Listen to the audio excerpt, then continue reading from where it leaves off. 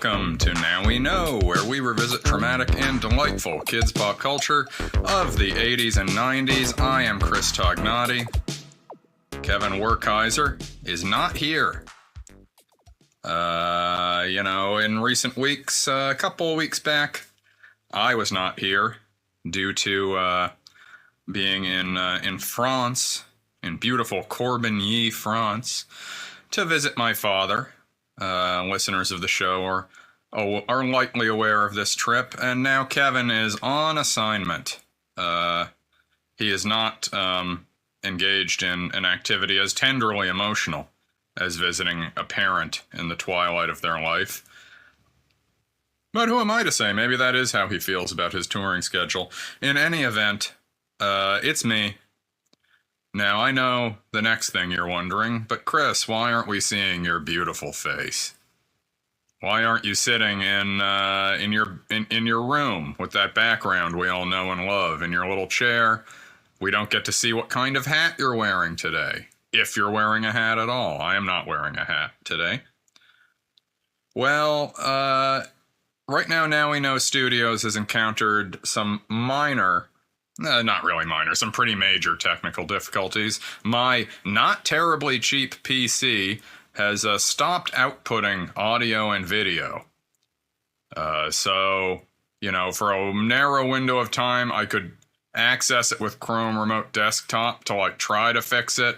Now it's been kicked offline, so there's no way for me to use it. It turns on, and I can type in my little pin to get from the lock screen in, and I can tell that's working, but I can't see anything. So until I have either the intelligence to fix it myself or the money to get someone else to fix it, this PC ran me $1,200. Basically, well, a paperweight isn't accurate at all. It's far too large to be a paperweight. It's just a hunk of metal that sits on the ground and taunts me. So today, I am recording from a Chromebook. It is a stately little machine. They have, the world of Chromebooks is, I used to have one of these back in 2014, 2015. I was a writer for a digital news website back then, and, I got this little Asus Chromebook for, I don't know, at the time, $150. A godsend. That little Chromebook was basically the lifeline to my entire livelihood as an online digital journalist. I wasn't really a journalist, more of an aggregator. But they've gotten better. The specs are a little bit better, but not better enough to have native or terribly potent audio-video editing equipment. And it quickly became apparent to me, look, I'm going to have to get creative here. The video is not going to be what it has been for these other episodes. I am hopeful that I will be back up and running with that soon, but for the very near future, Kevin has a full suite of abilities when it is his episode to edit and record that I do not have. But necessity is the mother of invention, and so I decided it's time to think outside the box a little bit, or inside the box. This was I don't know if you heard that. I don't know if you heard that, but Evan is here. Show brother Evan Tognati. Yeah. Hello. Kevin's a coward for not being here. Well, I didn't say it. Evan did. Evan just stepped on my punchline that I was building to. So I'm just going to take that again. This episode also, by the way, is not really going to be edited. There will be, the time I have to put into producing this thing is going to be put into other areas of production than, say, editing out Evan's insipid stepping on my punchline. That will stay in. Inside the box. Inside. So I'm going to ask you to be quiet for a moment so that I can just... This is direct-to-disc recording. We can't go back. So all of you at home, just imagine you didn't hear Evan say that. All right? Okay. So I decided, let's think a little bit outside the box, or as the case may be, inside the box. If perchance you are...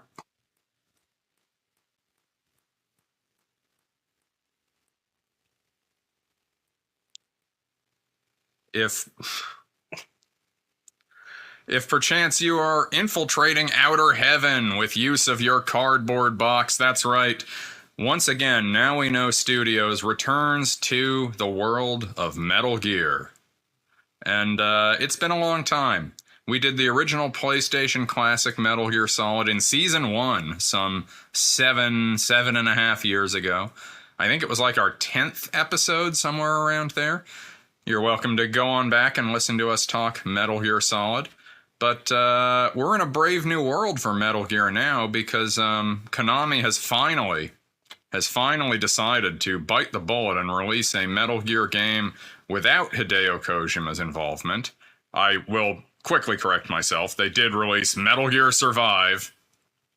That's the first one they did without... I mean, I guess the one with Raiden, Revengeance or whatever, he wasn't in charge of that, but he certainly... He was involved. But he certainly gave it his imprimatur.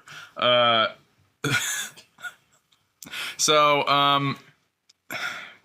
damn it! I can't keep my head screwed on straight, knowing that you're just gonna jump in at any instant. I'll be quiet. I'll be quiet. Yeah, Metal Gear Survive, where they're like, what if it's like you're in Afghanistan in Metal Gear Solid 5, but there's zombies and crystalloid men everywhere. And you have to build a little fort and hide in it. Evan, you played that game. You paid retail price to play that game. I think it might have been slightly on discount. Yeah, I mean, I think it came out on discount. I don't think it was well liked. I did not get into it as such. All right. Well, that aside, they have finally released a proper Metal Gear game, Metal Gear Solid Delta, which is a remake, and as Evan and I have learned through playing through some of it the last couple days, to call this... you remember when Gus Van Sant remade Psycho, and they were like, this is a shot-by-shot remake of Psycho. But then there's that part where Vince Vaughn is audibly jacking off when he's peering through the wall at, I forget who they got to play Janet Leigh's. Anne Heche. That has nothing as a shot-for-shot remake on this thing. At least we're, 5 hours in. This is just literally, they have not changed a thing except making things look nicer and changing the sort of camera angles with which you can move through the game. We've been having a good time with it. Evan just recently defeated the Pain, the first of the Cobra unit bosses. Tommy gun! That's right, he has his Tommy gun, he has bullet bees. I would say Evan took about 4 to 5 hours of real time to beat this guy. It took him a long time. I'm not trying to throw stones. It looked very hard. But it was... I'm playing on extreme difficulty. You're not going to tell him that? That's true. He is playing on extreme difficulty, but not European extreme, because you have to beat it on extreme to unlock European extreme. This is neither here nor there. Now they have now supposedly, I just read this today, Konami's like, we feel confident with the team we have in place, we could make a new Metal Gear game without Kojima. And that is a very funny thing for them to say on the strength of Metal Gear Solid Delta, because they are no closer to making a new Metal Gear game. It is simply the last game from before. So... we decided, what are we going to do for Metal Gear? Metal Gear Week in America. And then, like a bolt of lightning, I realized, hey, when I was out, and Kevin had Natasha Vinnick on the show, beloved Natasha, one of our most popular guests. We love her. And you should too. Check out her podcasts. I'm forgetting the name of the first one. Where's Dad, I believe. And When Harry Dumped Sally. Check out Natasha and her work. When he had her on to talk Garbage Pail Kids, neither of them had seen Garbage Pail Kids, which was really sort of crossing quite a barrier, a transgression in the typical theme of this show. The whole point is that it's stuff we've seen or done or read or played as kids. And since Kevin ripped off that Band-Aid, I thought, well, he's not here now. This is also a somewhat atypical episode. This is the second time he has not been on a main feed episode, so I figured, okay, the gloves are off. Let's just dive into something a little weird here too, which neither Evan nor I have directly experienced. God knows we know Metal Gear. I think you'd be hard pressed to find two people in all of the king city of Novato, California, who know more Metal Gear than Evan and I do. Isn't that right, Evan? Yes. But here's something neither of us have experienced before. Back in the 80s, you all know about novelizations of popular media, right? Yes. Yeah, a movie comes out, and then they're like, oh, look, All Dogs Go to Heaven 2 has come out, and now there's a book that sort of rushes through the events of the movie that a kid can buy at the Scholastic Book Fair. Spoiler alert, one dog goes to hell. Yeah, it's Carface, right? Yes. Yeah, Sheena Easton in All Dogs Go to Heaven 2 as the lady dog. So they put out a series of books called Worlds of Power that were not terribly faithful and often pretty farcical novelizations of the games upon which they are based. And they put out one of these, that's right, about the original Metal Gear, which for Western audiences was the Metal Gear for the Nintendo Entertainment System, the NES. Not obviously in Japan.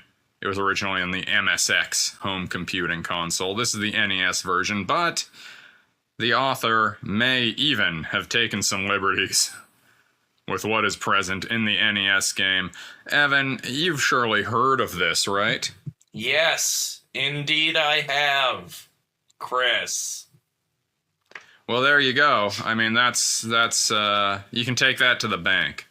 So, we are going to read to you the entirety of Worlds of Power, Metal Gear. Evan and I will be alternating chapters. There are 18 chapters. The book is about 100 pages long. And, yeah, this is a first for Now We Know. This is our audiobook podcast. It won't be up to the audio fidelity of a proper audiobook because, as I said, I'm recording this with two cans and the laptop is being kept charged by Evan feverishly rubbing two sticks together over there. We also have it hooked up to a potato, but I don't think that's doing much. The potato is just for show. So, yeah, welcome to Metal Gear, Worlds of Power.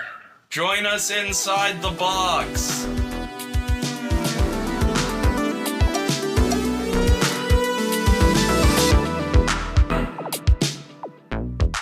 Worlds of Power, a novel based in the best-selling Nintendo game by Ultra Games, Metal Gear. Book created by FX9. Chapter 1, The Mission. Justin Halley strode purposefully through the underground hallways of Foxhound Command. At age 20, he was the youngest captain ever to serve in the U.S. Marine Special Forces Anti-Terrorist Squad, known as the Snake Men. His code name, Solid Snake. Halley had a lot on his mind. 3 weeks earlier, 15 Snake Men, half the squadron, had been dispatched from their underground training base on a top-secret mission. So far, not a single one of them had returned. Were they dead? Captured? Nobody knew. And none of the remaining Snake Men dared to speak of it out loud. They could only wait and wonder. Now, of the 15 Snake Men left, only Justin Halley had been sent for. The order had come directly from Commander South, head officer of Foxhound Command, the military unit controlling the Snake Men. As Halley entered the command center, he saw that the vast room was empty except for 3 people. Himself, Foxhound Commander South, and South's brand new second in command, Lieutenant General West. General West. As usual, Commander South was in combat fatigues, general's stars on his shoulders, colorful campaign ribbons and medals pinned to his chest, his camouflage pants tucked into his high-laced boots. A battered old beret with the insignia of the Snake Men was pulled down at an angle on his head. The beret had been with Commander South all the way through his many paratroop missions in Vietnam, and he'd sooner part with his right hand than with that ancient piece of clothing. Lieutenant General West was wearing his dress blue uniform, freshly cleaned and pressed, and so stiff that it could stand at attention all by itself. The spit polish on his black shoes gleamed. West was a by-the-book kind of officer, but he'd improve with time. The Snake Men squad would see to that. "Solid Snake, we have a special mission for you," South told Halley, who stood straight and tall before him at attention, his dark blue eyes front. "But it's voluntary, Captain Halley. You don't have to go. It may very well cost you your life. In fact, the chances are 10,000 to 1 against you." "Sir," Justin called out snappily, his gaze never wavering. "Have you heard of Dr. Ivan Petovich?" "Dr. Petovich? The astrophysicist and nuclear scientist who defected to our side from the Soviet Union 6 years ago?" "Yes, sir." "That's the man. 8 months ago he was kidnapped, and he seems to have disappeared off the face of the earth.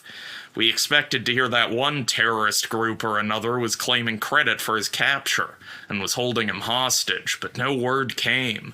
We didn't know if he was alive or dead. Now we believe that he is in fact alive, but a prisoner. For some months now, our intelligence forces have been picking up random clues. We thought at first those clues were unconnected.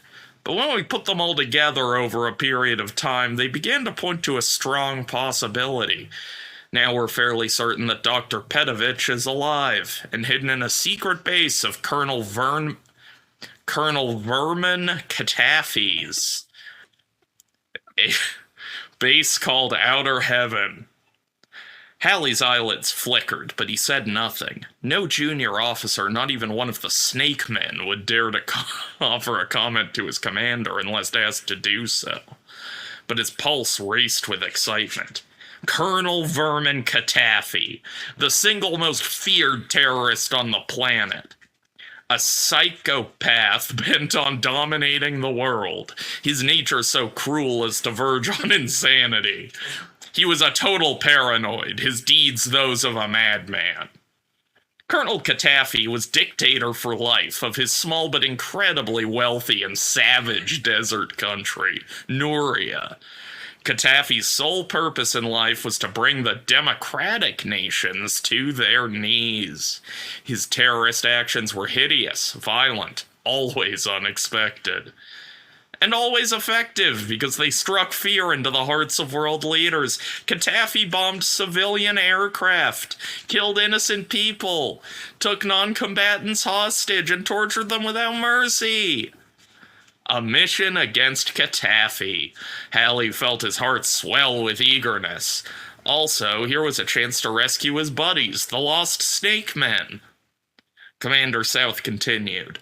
We now believe we've located the secret base. Satellite reconnaissance of a distant jungle has revealed an unfamiliar complex of buildings. Not in Nuria, but somewhere else. I'm not authorized to share that information with you. It's got the highest possible secrecy classification. I can only tell you it's impossible to conceal a compound of that size and fortification in a desert country, so they went to the jungle instead. Computer scans of the satellite photographs show a huge base, larger than anything we've dealt with before. heavily protected and made up of a number of buildings. Halley, it's our belief that this compound is outer heaven, and Dr. Petovich is held prisoner somewhere in there. 2 weeks ago, Dr. Petovich's daughter, Ellen, disappeared. Witnesses tell us that she was snatched from her college campus as she was leaving her dorm.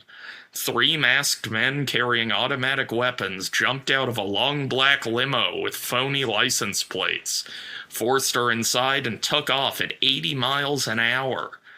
We believe now that Dr. Petovich didn't give in under torture. Now we're afraid that top-secret nuclear information may have been taken from him, because they're holding his only daughter prisoner, threatening to torture or kill her. But that's not all. There's something else, Halley. Something even more terrifying, something that has us really worried. Our intelligence sources have hinted at something called Metal Gear. What Metal Gear is, and when it's scheduled to be launched against us, we don't know. We don't know what it looks like, whether it's airborne or how it's armed. We don't know how or even whether it can be disarmed. We presume it's controlled by some hidden supercomputer, and that it carries a nuclear payload. But we can't be certain of any of this. Our information is too fragmented and too obscure. All we're sure of is that Metal Gear is the most powerful and evil weapon ever devised. It could destroy our planet and every living thing on it. We've got to stop it before it's too late. Stand easy, Solid Snake. Justin Halley took a step to the side and locked his hands behind his back. All his attention was focused on Commander South's words. 3 weeks ago, we parachuted half our Snake Men squad into the jungle, hoping they could infiltrate Katafi's hidden base and rescue Dr. Petovich, or at least bring us back useful data on Outer Heaven and Metal Gear. Not a single one of them has come back. They may be all dead. There is some chance that one or more Snake Men may be held as prisoners. Our information on that is very scanty. Is that a word? Our information on that is very scanty, I'm sorry to say. We can only hope that at least some of our men are still alive. Halley's skin prickled in anger and revulsion at the thought of his friends. Good men, perhaps dead, or even worse, alive and under torture. Yet he said nothing. No flicker of emotion showed on his face, only the strong muscle in his jaw clenched tight. Understand me, Captain Halley, this will be your first solo mission, but there's a very good chance it may be your last one. Yikes. Beyond doubt, it's a suicide mission. We want you to locate Outer Heaven, then search for and destroy Metal Gear. Destroy Metal Gear? A solo mission against overwhelming odds? Justin Halley's neck hairs prickled at the idea of it, and the excitement made the red blood rush through his veins.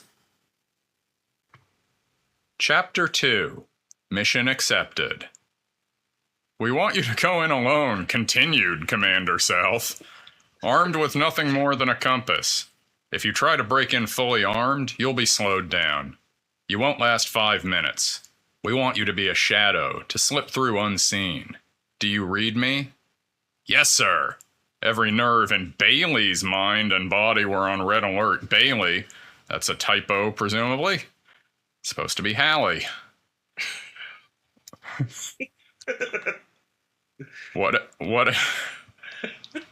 Whatever weapons or equipment you need, you'll have to find on the spot or make do without. Speed is what's important here. This mission has to be completed within hours of your arriving in Outer Heaven. Commander South's stern face and steady gaze told Solid Snake, as much as his words did, that this mission was of the utmost importance. Look for a transceiver radio. When you locate it, tune it to Foxhound Command's secret frequency. Then you'll be able to receive our radio transmissions. If you can find any Snake Men alive and held as hostages, set them free. Rescue as many as you can, and we'll pick them up later. But be careful, very careful, Captain Halley, even when dealing with snake men. Don't take anyone's word or anything at face value. Some of the snake men may have broken under torture and turned double agent. You won't know for sure which of them you can trust. As for Ellen, Dr. Pedovich's daughter, we don't know whether she's alive or dead. If you find her alive, she may be of some help with her father. Try to rescue Dr. Pedovich too, but if you can't, then you'll have to kill him. He's more valuable to the free world dead than alive, and in the dangerous hands of Colonel Katafi. Understood? Sir, said Solid Snake. It was understood. In the game of terrorism, the stakes were high and often fatal. The compass you'll be carrying is the latest technology. It's all based on existing technology. It will transmit everything you say, and it contains a homing device. We'll be monitoring you constantly on the command center's computer screens. By means of the homing device and the compass, we'll be able to locate your position with pinpoint accuracy and target you to receive the radio transmissions that will give you all the up-to-date information we have. You won't be able to hear us through the compass, so you'll need to locate that transceiver as quickly as you can. As you penetrate the base, the radio broadcasts will help you as much as we can. You will be contacted by our agent, codenamed Diana, on wavelength 12033. She will be your control. She may sometimes identify herself as Boss Man. We can't tell you any more than that. Once again, Captain Halley only nodded without speaking. He understood fully the need for secrecy. Once you're in outer heaven, you're completely on your own, continued Commander South. We can't tell you how the base is fortified or what traps Colonel Katafi and his forces might have set to detect your presence and kill you. You'll have to elude all their traps, deal with their security forces, find our lost snake men and Dr. Pedovich, locate which building houses Metal Gear, and somehow destroy the terrible weapon.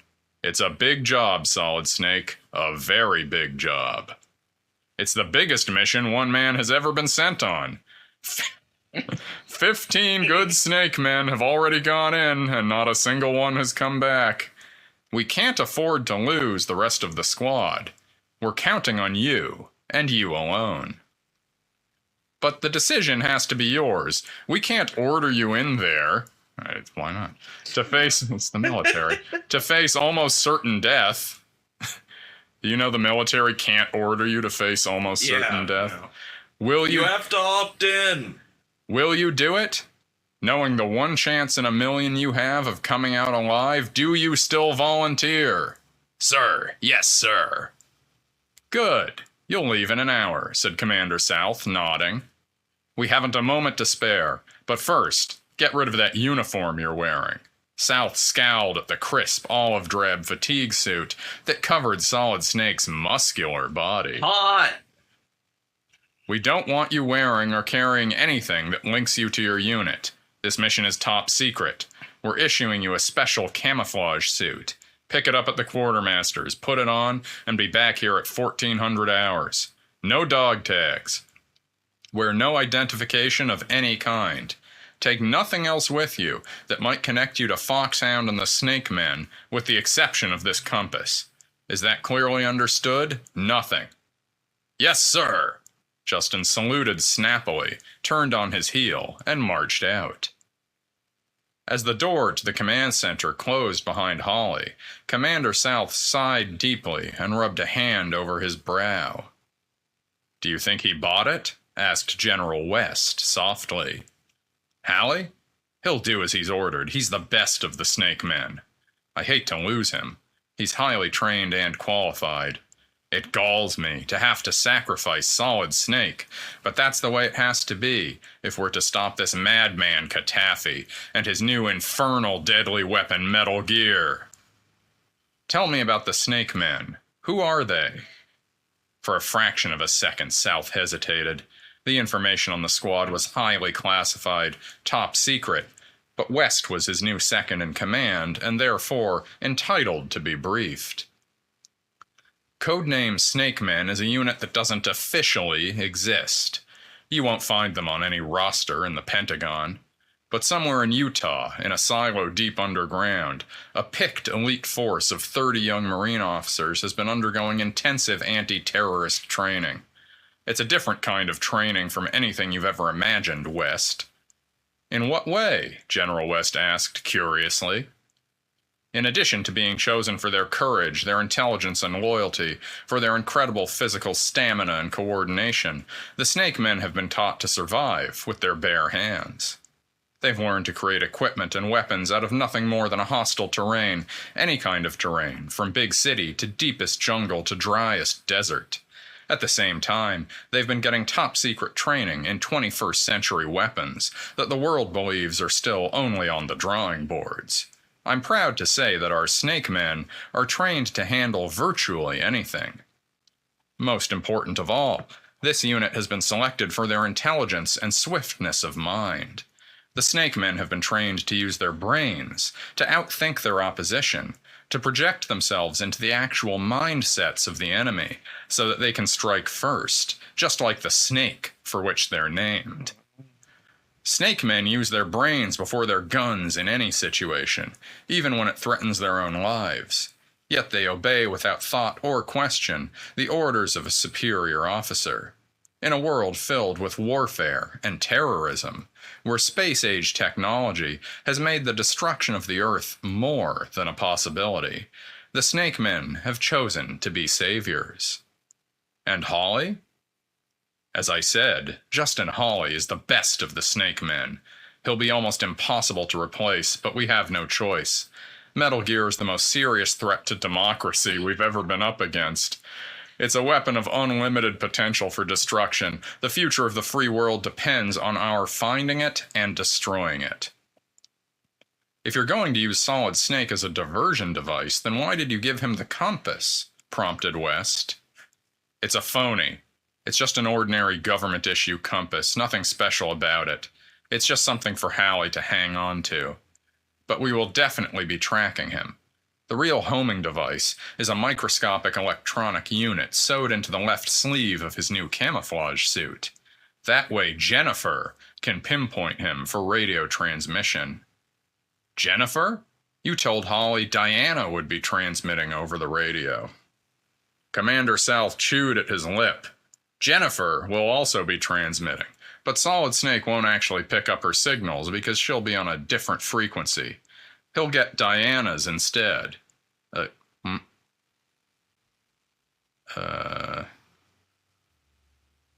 He'll get Diana's instead, and she'll lead him around with false cues for as long as possible, so that we can buy a little time to set up the real raid. So Halley is to be used as nothing more than a decoy? General West looked puzzled. I'm afraid so. We're sending him in to create a diversion, a smoke screen. Then the real attack, by the full forces of Foxhound Command, can take Colonel Katafi by surprise, catch him off guard, defeat him, disarm Metal Gear, save as many of our Snake Men as are still alive, and rescue Dr. Pedovich and his daughter. The commander smiled, very sadly, and West could see the pain in his eyes. It was obvious that Commander South hated the deception he'd been forced to practice on his Marine captain, Justin Halley. Captain Halley, Solid Snake, is brave and loyal, and very fast on his feet. Most of all, he's logical and quick thinking. Of all the Snake Men we have left, he'll buy us the most time. So what you're saying is that Captain Halley is expendable? Asked West. Commander South sighed hopelessly. Worse than that. He's disposable. Chapter 3. Getting in. Justin Halley sat in the dark glider, his long legs cramped up almost to his chest, his seatbelt buckled across his shoulder and lap, the parachute strapped to his back. He'd been sitting like this for many hours. The glider was completely sealed, his little cockpit let in no light. Halley had no idea what direction the mother plane had carried him. All he knew for certain was that at some predetermined point, just before the jet came within radar range of outer heaven, the glider had been released. Soon it would lose enough altitude to come in low and escape enemy radar detection.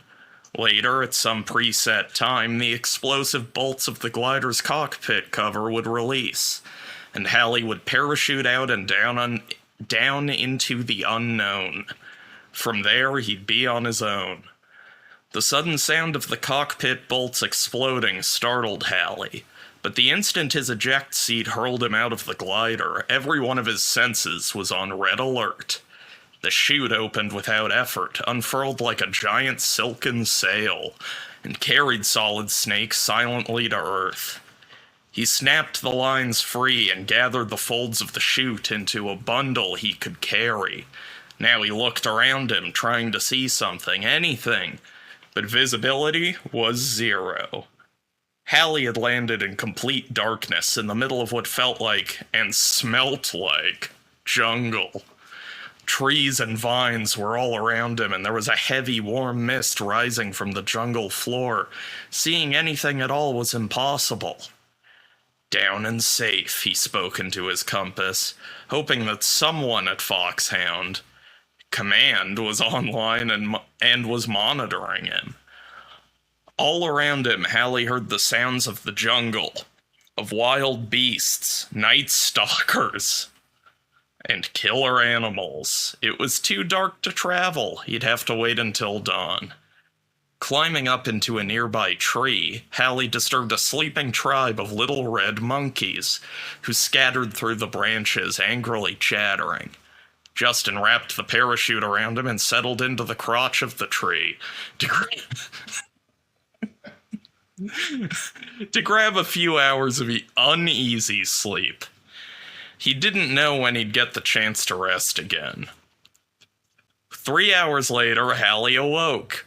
Although the sun could barely pass through the thick jungle canopy, enough light penetrated to rouse Halley, all of his senses on red alert. Still, he looked around him in every direction.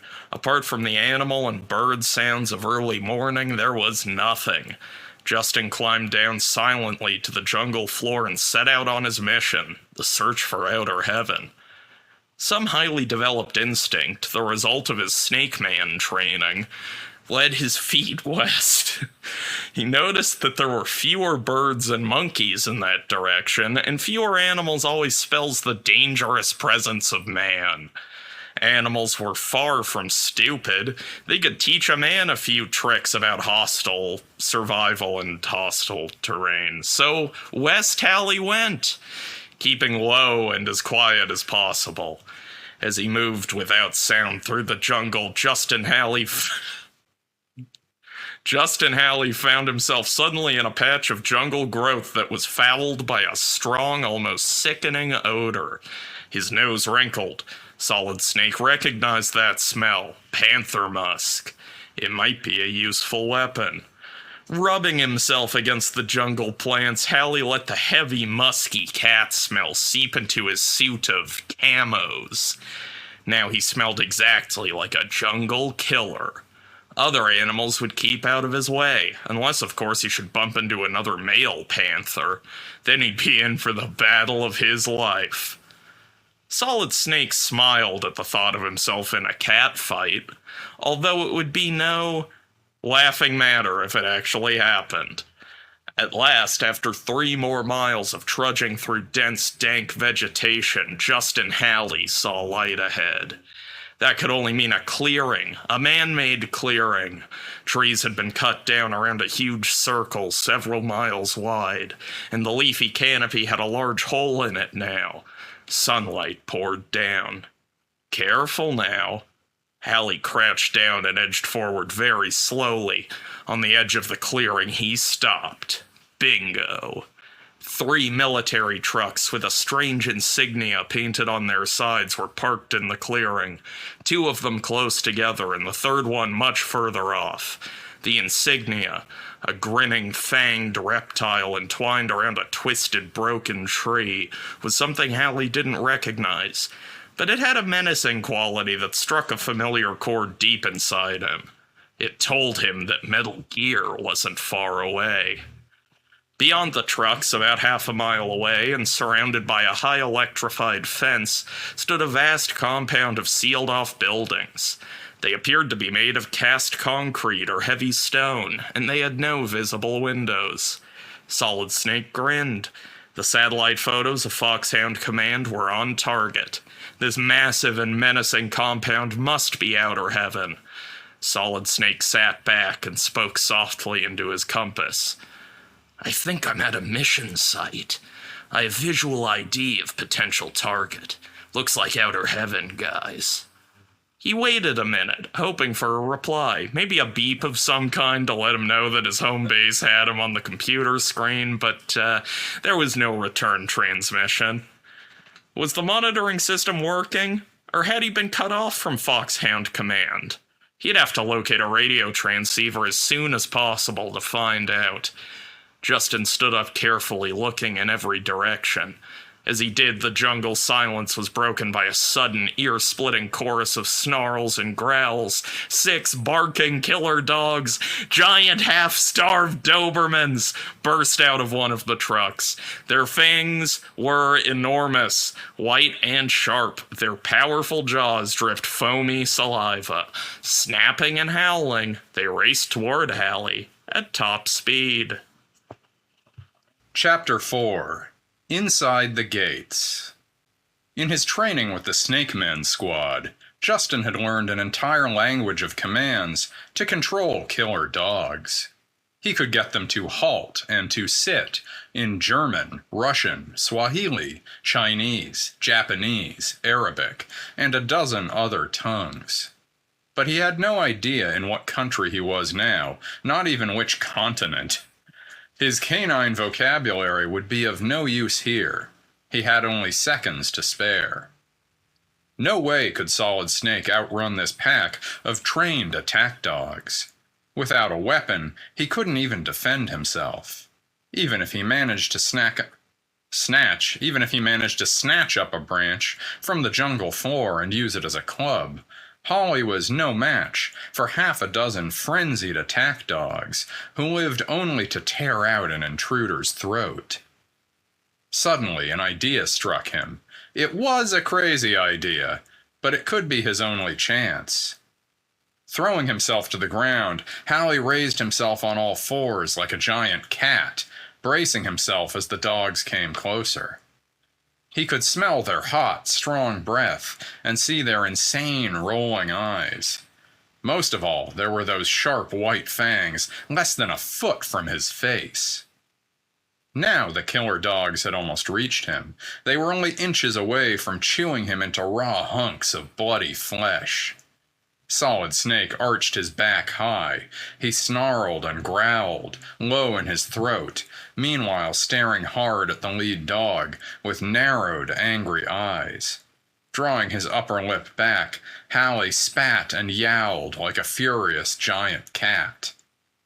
Just as they heard Halley's unearthly sounds, the strong scent of the panther musk on his camouflage suit hit the dogs' sensitive noses. Jungle predator, a male panther. Between the sounds and the smell, the Dobermans perceived Solid Snake as a big cat. 170 pounds of pure panther power, with incredibly strong teeth and claws sharp enough to rip a dog into confetti. The Dobermans skidded to a halt, yelping, then turned tail and rushed away, almost knocking each other over in their eagerness to escape. Laughing under his breath, Justin Halley watched them go. Then Hawley's expression turned serious. He had some heavy work to do. Crouching low, he slipped silently, almost invisibly, across the clearing to the nearest truck, about 50 yards away. He kept his eyes peeled for guards, but saw none. Empty. The truck stood empty. No guards. No dogs. On the seat in the truck's cab, a pair of powerful rubber-cased field binoculars had been left. Solid Snake's hands closed around them, in triumph.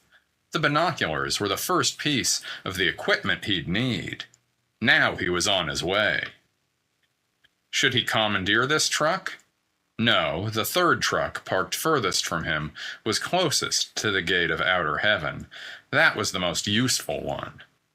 By the time he'd made his way over there, he'd know if any of the trucks were guarded. The second truck was, in fact, guarded. Inside the cab, the uniformed guard, a muscular man with a heavy black mustache, was drowsing in the front seat. Halley came up behind him without a sound. The man only turned in his sleep, snoring.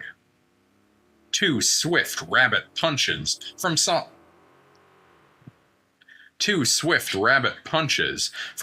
Snake's strong, quick fist, and the sleeping guard was out like a light, on a one-way ticket to dreamland. One down. But was the sleeping guard alone? Guards almost always come in pairs. A sudden noise behind him made Halley turn. Another uniformed guard, tall and heavy, was leveling an automatic weapon at Solid Snake's stomach, growling something in a guttural language Halley didn't understand. But Justin could see the guard's finger tightening on the trigger. Lightning fast, Halley aimed a knee kick and he connected. With a cry of pain, the big man went down, and an open-handed chop to his hairy neck finished him off for now. He lay still, not even twitching. Solid Snake looked around. The overpowering of the two guards had been so swift and silent that no alarm had been raised. Yet. But it could happen at any moment. Should he take the guard's Kalashnikov automatic weapon? No. Halley might encounter metal detectors on his way into the Outer Heaven compound. Better wait until I'm inside, he thought. But something else caught Justin Hawley's eye. I swear to God, I keep forgetting his full name is Justin Hawley. But something else caught Justin Hawley's eye. He knelt down at the side of the fallen guard. Attached to the big man's uniform... He should have hooped. Attached to the big man's uniform Slam it down, big man! By a pin was a plastic card bearing that same strange insignia and encoded with a series of raised symbols. Halley recognized it immediately as a key card that might activate at least one of the electronic doors and gates of the Metal Gear base. The fallen man must be an officer to be authorized to carry a key. This was a real piece of luck. Solid Snake pocketed the keycard and moved rapidly toward the third truck. The third truck was empty and unguarded. It was parked fairly close to the gate of the base. Justin Hawley got behind the wheel and put the truck into low gear. The vehicle moved slowly toward the entrance of the base.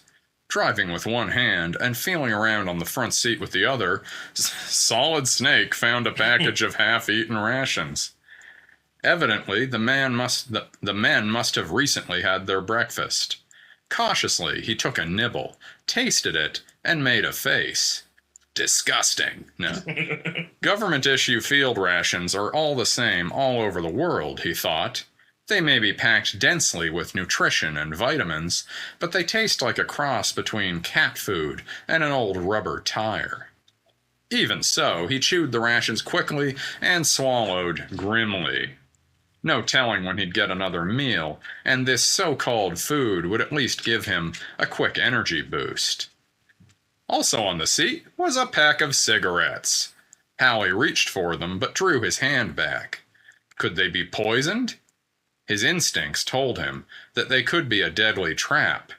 And even if the cigarettes contained no added poisons, they were deadly enough in themselves. True. He decided to leave them where they were. But he did take the matches. Matches could be used in many ways. The truck was at the gate now. Solid Snake slipped out of the driver's seat and crouched down, keeping the vehicle between him and the gate while his quick eyes darted around, checking for guards. Two armed men were patrolling, but they were overconfident, talking to each other in that same strange language. They didn't expect to see Hawley, so they didn't see Hawley. He had made himself into a shadow, as he'd been trained. Holding his breath, Solid Snake waited until they passed along to the far side of the electrified fence. Then Hawley duck-walked up to the gate, looking for the electronic lock. When he reached it, he stood up. This was it. Would the keycard in his hand be the one that opened the locked gate? Or would the alarm go off, bringing guards running from all sides? Only one way to find out. Halley pressed the embossed side of the card against the lock. For a split second, nothing happened. Then, a click. The gate opened and Halley ran inside, swifter than a shadow, and just as invisible. "I don't know if you're copying, but I'm in," he whispered into the homing device, the compass he'd been carrying. No radio, so no response. Once again, Justin wondered if anyone back at command could hear him. Maybe the compass was defective. Maybe the transmission channel was blocked or scrambled. Maybe... who knew? The possibilities for a mess-up were almost endless. What he didn't know was that although the compass was really just a compass, he was transmitting after all, through a hidden micro-radio that had been sewn into his sleeve back at the base. "He's in," Commander South announced, his eyes on the large computer screen. "Heaven help him," whispered General West. Chapter 5. Level 1. Mixed messages.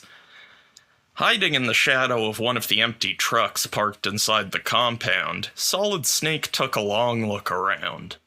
What Halley was looking for was something that would give him an indication of where Metal Gear might be concealed. A hatch leading to an underground silo, maybe, or a building within the complex that was more remote and more fortified than the rest. But he was handicapped by the fact that nobody in Foxhound Command knew what Metal Gear looked like. Was it something so big it needed a huge protected structure to house it? Or so small that it was only a deadly microchip, computer-triggered or radio-controlled? A barbed wire fence around a building was no guarantee that Metal Gear was to be found inside.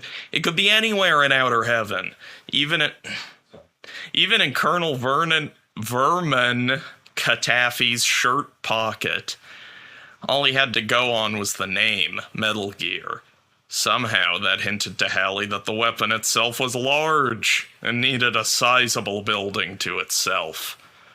Crossing the field that separated the outside fence from the windowless complex of outer heaven, the young Marine captain spotted a door at the base of one of the buildings. Using the key card, Halley placed it in the slot on the door, face down. He could hear the latch click, and he pushed gingerly at the door. It opened to his touch. He was inside now, on the first level of the first building. He pressed himself against a wall, becoming a shadow, and let his eyes do the walking. There were many doors along the hallways of Building 1, and all of them were guarded. Armed and uniformed terrorists, most of them carrying high-tech automatic weapons, were everywhere. Solid Snake knew that at least at the start he would have to avoid the guards wherever possible. Once he knew his way around, and once he'd located a weapon of his own, he'd be able to fight. For now, though, the only intelligent thing was to remain concealed. But for how long would Halley's concealment be safe or effective? There had to be surveillance devices everywhere in the compound. Halley scanned the walls and ceilings for the telltale red eye of a video camera, but he didn't see one. That could mean the cameras were hidden from view, or it could mean that other types of sensors might be operating. Heat seekers or motion detectors, for example. They were common devices, frequently used in securing premises. Those would certainly tip off the terrorist leader to the presence of an intruder. But if that were so, wouldn't the patrolling guards confuse the sensors? No, it had to be hidden video cameras linked to some giant console control board somewhere in the complex. Solid Snake looked around for stairs leading to the upper floors, but he didn't see any.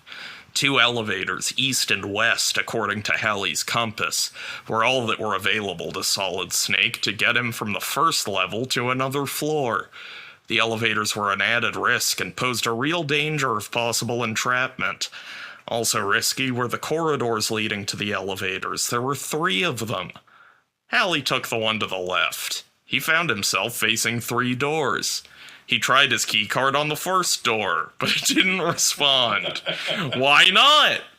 The slot for the card was there. Why didn't the door open? Unless, for the first time, Solid Snake realized that there might be more than one key card. In fact, now he was certain of it. Each individual card only opened a small designated number of doors. It would take more than one to open all the doors. How many keys, capital K keys, would Justin Halley need to fully penetrate outer heaven? Although Justin didn't know it, there were actually 8 key cards. 8 original key cards. 8 original key cards that used together unlocked all the doors in the compound. It was an elaborate system in which the higher the soldier's rank, the more key cards he was entitled to carry. Only Colonel Vermin Katafi himself carried all 8 key cards. His 2 most trusted terrorist aides were entitled to 6 each. But the key card in Solid Snake's possession did manage to trip the second lock and get the second door open. Halley slipped inside the room. It was a small room, little more than a closet, and it smelled bad, like chemicals. The room gave the young Marine a bad feeling, and he wanted out of there, but first he forced himself to look around. Something was lying on a shelf near the door. Halley grabbed it and ducked back outside. The door clicked shut behind him, locked again. He looked at the thing he was holding in his hand. It was a gas mask.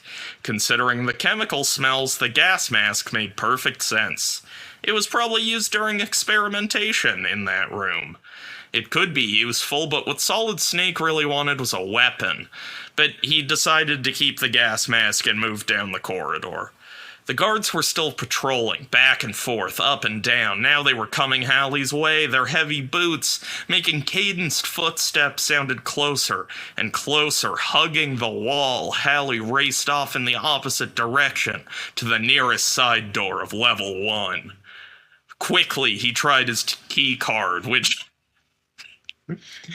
he now thought of as key card 1. It worked! The door opened and Halley was back outside the building before the terrorist guards caught a glimpse of him. 3 military trucks were parked just outside the door. They were marked with the same strange insignia of the other vehicles he'd seen outside the compound. Halley ran swiftly toward them, hoping to find them unguarded. He was lucky. No terrorists' guards were in sight. Quickly but thoroughly, Justin began to search the trucks. He was looking for something, anything that could be useful in his mission. Luck was with him. In the left-hand truck, his fingers closed around a familiar something. A pistol grip. Justin Halley had to bite his tongue to keep from letting out a yell of triumph. But his moment of triumph was brief. Halley had found a handgun, the Beretta M92F, a lightweight weapon yet accurate and deadly. But with it, there was no clip of ammunition. The gun was empty. Still, it was a beginning. Game hint. Get the rocket launcher on the second floor of Building 2 after you have earned 4 stars. Call Jennifer on frequency 12048.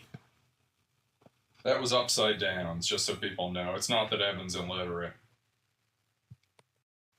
Chapter 6. Freeing the Prisoners. Quickly, Solid Snake pocketed the empty Beretta and moved on to the right-hand truck. Back to the trucks. He avoided going near the truck that was parked in the middle, convinced that it was a trap. He'd noticed a thin, almost invisible wire snaking from under the truck's chassis, and had rightly presumed there was a detonator somewhere and explosives in the truck. But maybe the truck on the right had some clips of ammo stashed in it to use with the gun. He searched it carefully, but it yielded up nothing in the way of bullets. It did have a special steel pocket hidden in the door of the cab. Using all his strength, Halley forced it open and found some anti-tank mines. Good. These might come in handy. Halley added the mines to the small but growing arsenal he was beginning to put together. With the mines and the Beretta, Halley made his way back across the compound and used his keycard to get back inside Building 1. Yeah! Peering around a corner, Halley could see the guards approaching. He was close to the east elevator. It was his only chance. He dashed quickly to it and used his keycard to get the door open. The guards passed an instant after the elevator door closed. They saw nothing. Halley pressed the elevator button for the 3rd floor. He decided to try to proceed systematically from the top floor down. But when the door opened, Solid Snake caught a glimpse of something familiar. Little red eyes. They were infrared security cameras on the 3rd floor. Unblinking, all-seeing little red eyes. The young Marine captain had to keep tight up against the walls to avoid the surveillance lenses. He figured that the entire complex must be monitored, some parts with cameras, others with heat-sensing or motion-sensing devices. How long would he be able to escape detection?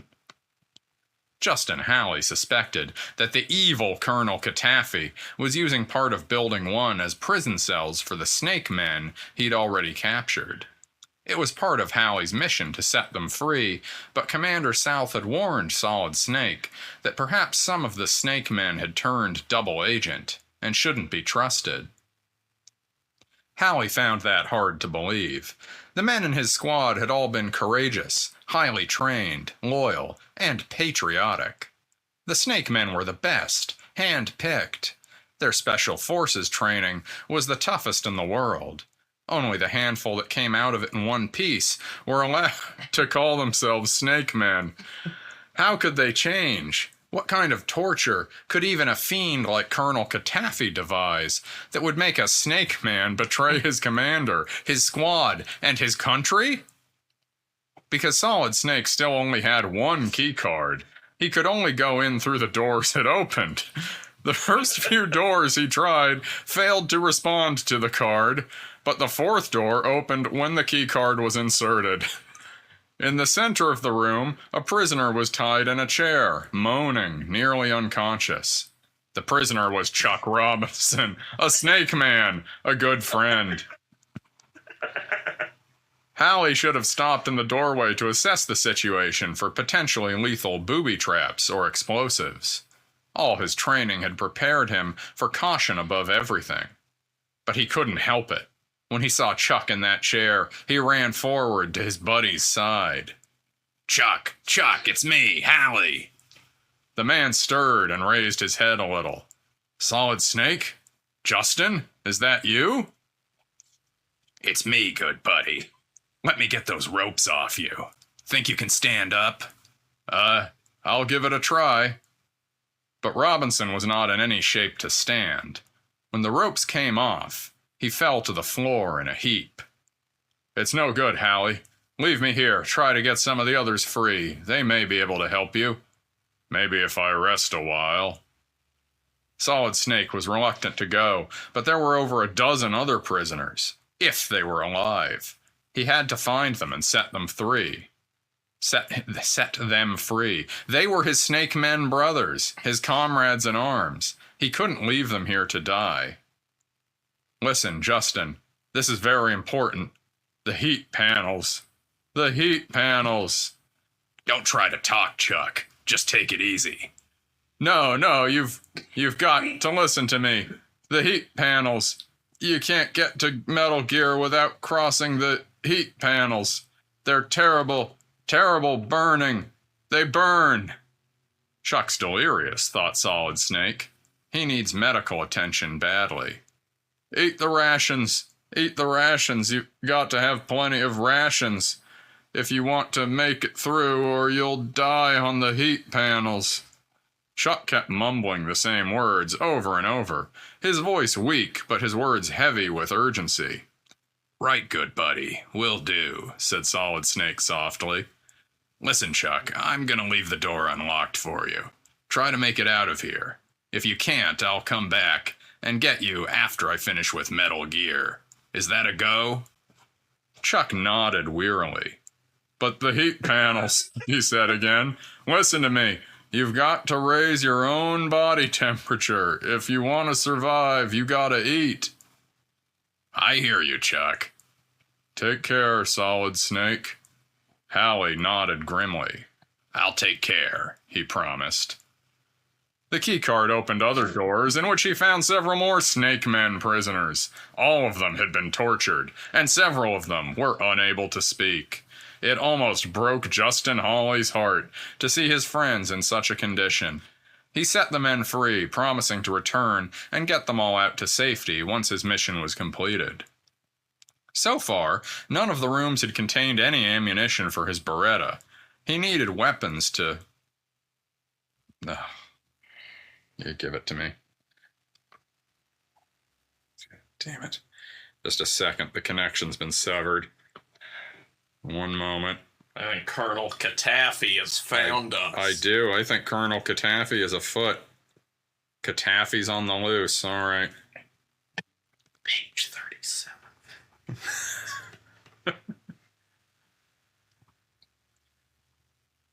He needed weapons to penetrate the inner defenses of outer heaven. He had to keep looking. From one of the rooms on level 3, Solid Snake could sense something seeping from under the floor. The odor, bitter and stinging, was unmistakable to anyone with Halley's training. Poison gas. Halley put on the gas mask. Should he avoid this room or go into it? His sense of survival told him to stay clear of the poison gas, but his logic told him something different.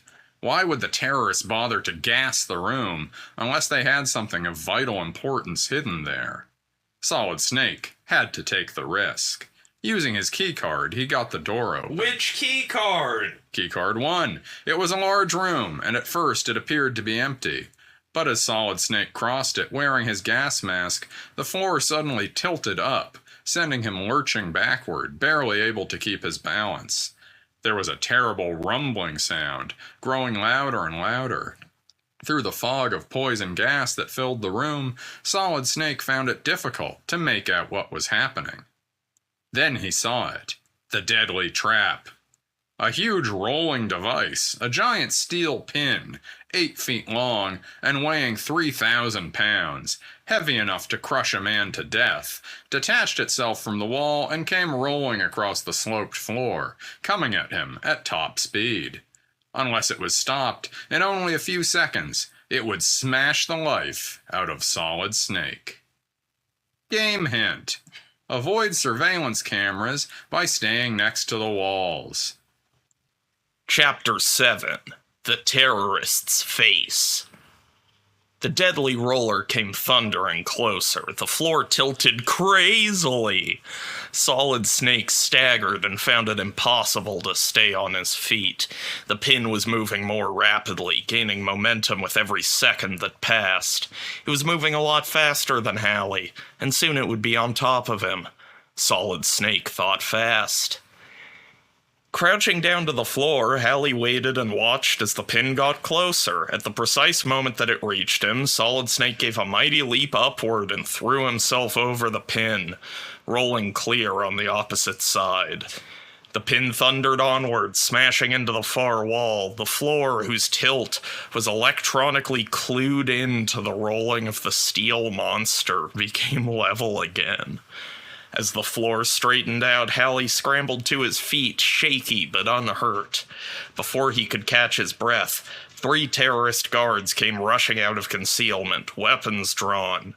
Solid Snake still had no ammunition for his handgun, and the mines were useless in this situation. All he could do was run. He was near the door, so he raced for it on the double.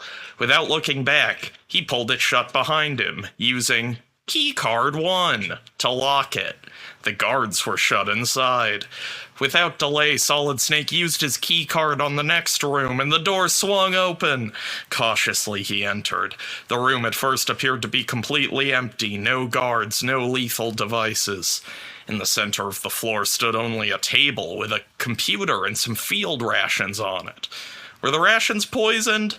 Halley hoped not, because he knew he'd have to take the chance anyway. Chuck's words came back to him.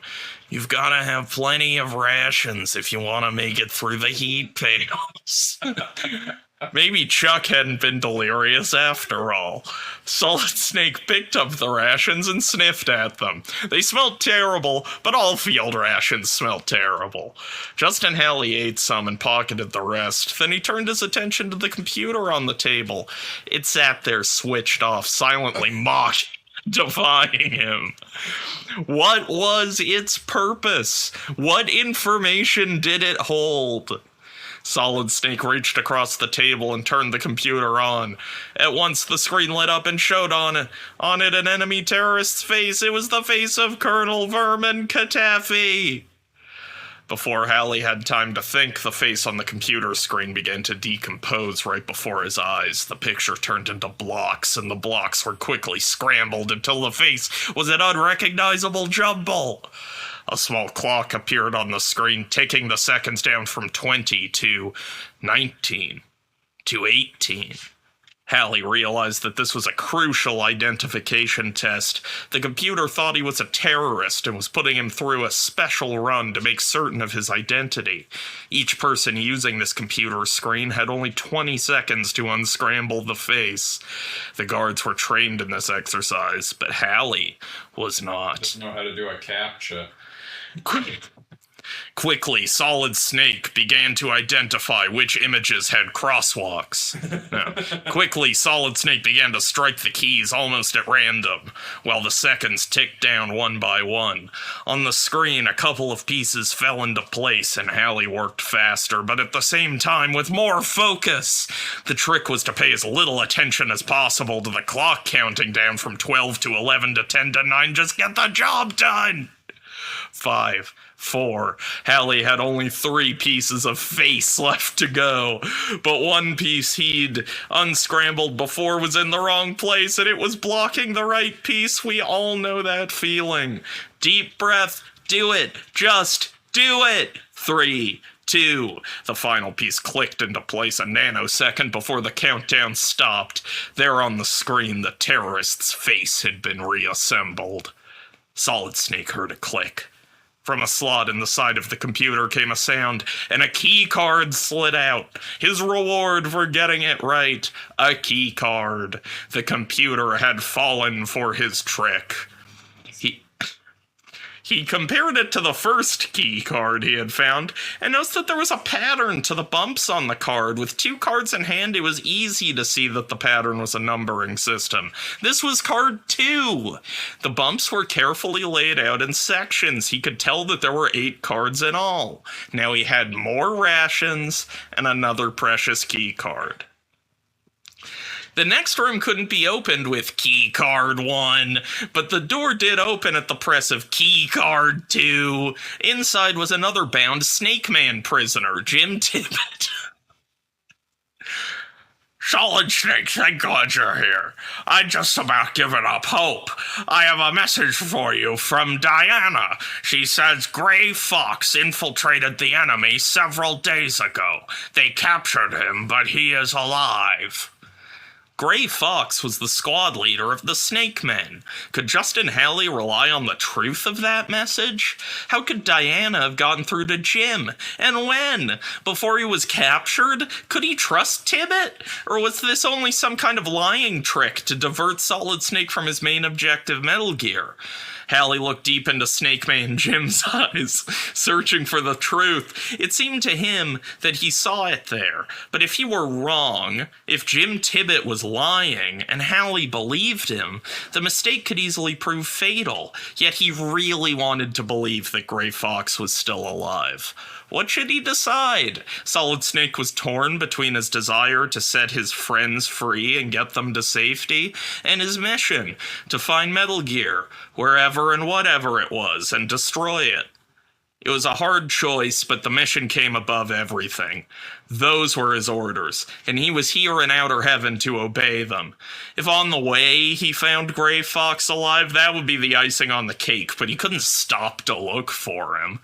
Yet, he resolved in his heart to keep his eyes open for Gray Fox and to question every prisoner he set free about the squad leader. If anybody could help him on this mission, it was Gray Fox. I'll come back for you as soon as I can, Halley promised Tibbet. Hang in there, Jim. Rest up. The door is unlocked now, so be careful. I will, Jim replied, weakly shaking Justin's hand. You be careful, too.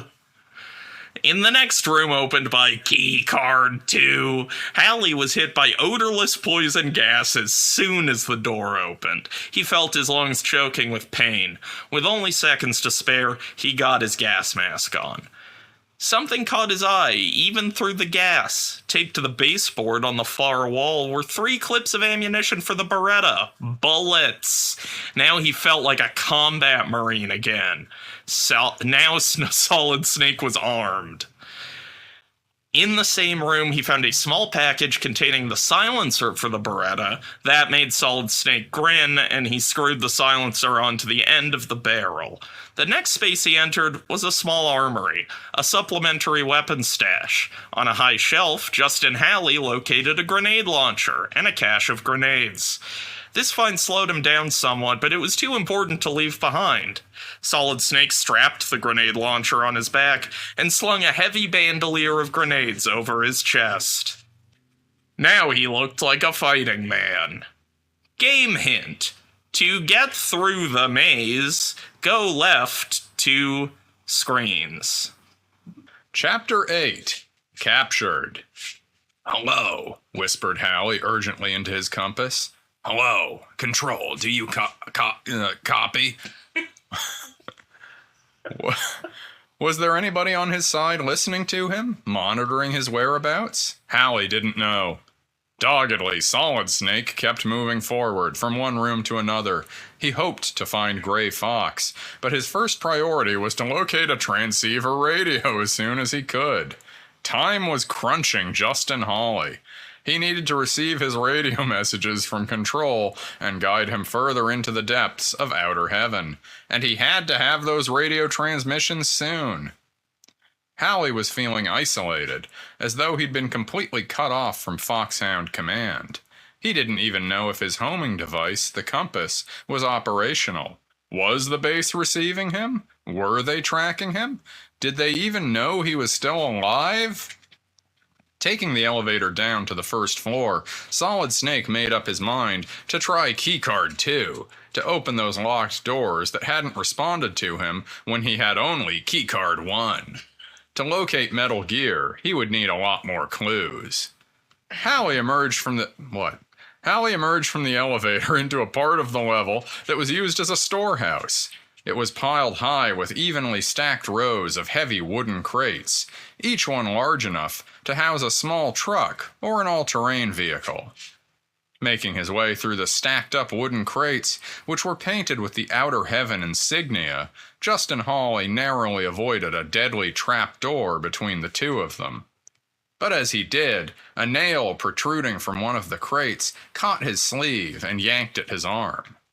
The compass went flying out of Solid Snake's hand, down into the well of the trap door, and out of sight. Solid Snake was stunned. He believed the compass to be his action.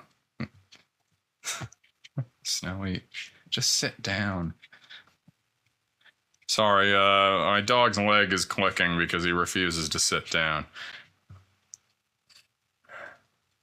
Alright, well, I'm just going to trust that they can't hear that.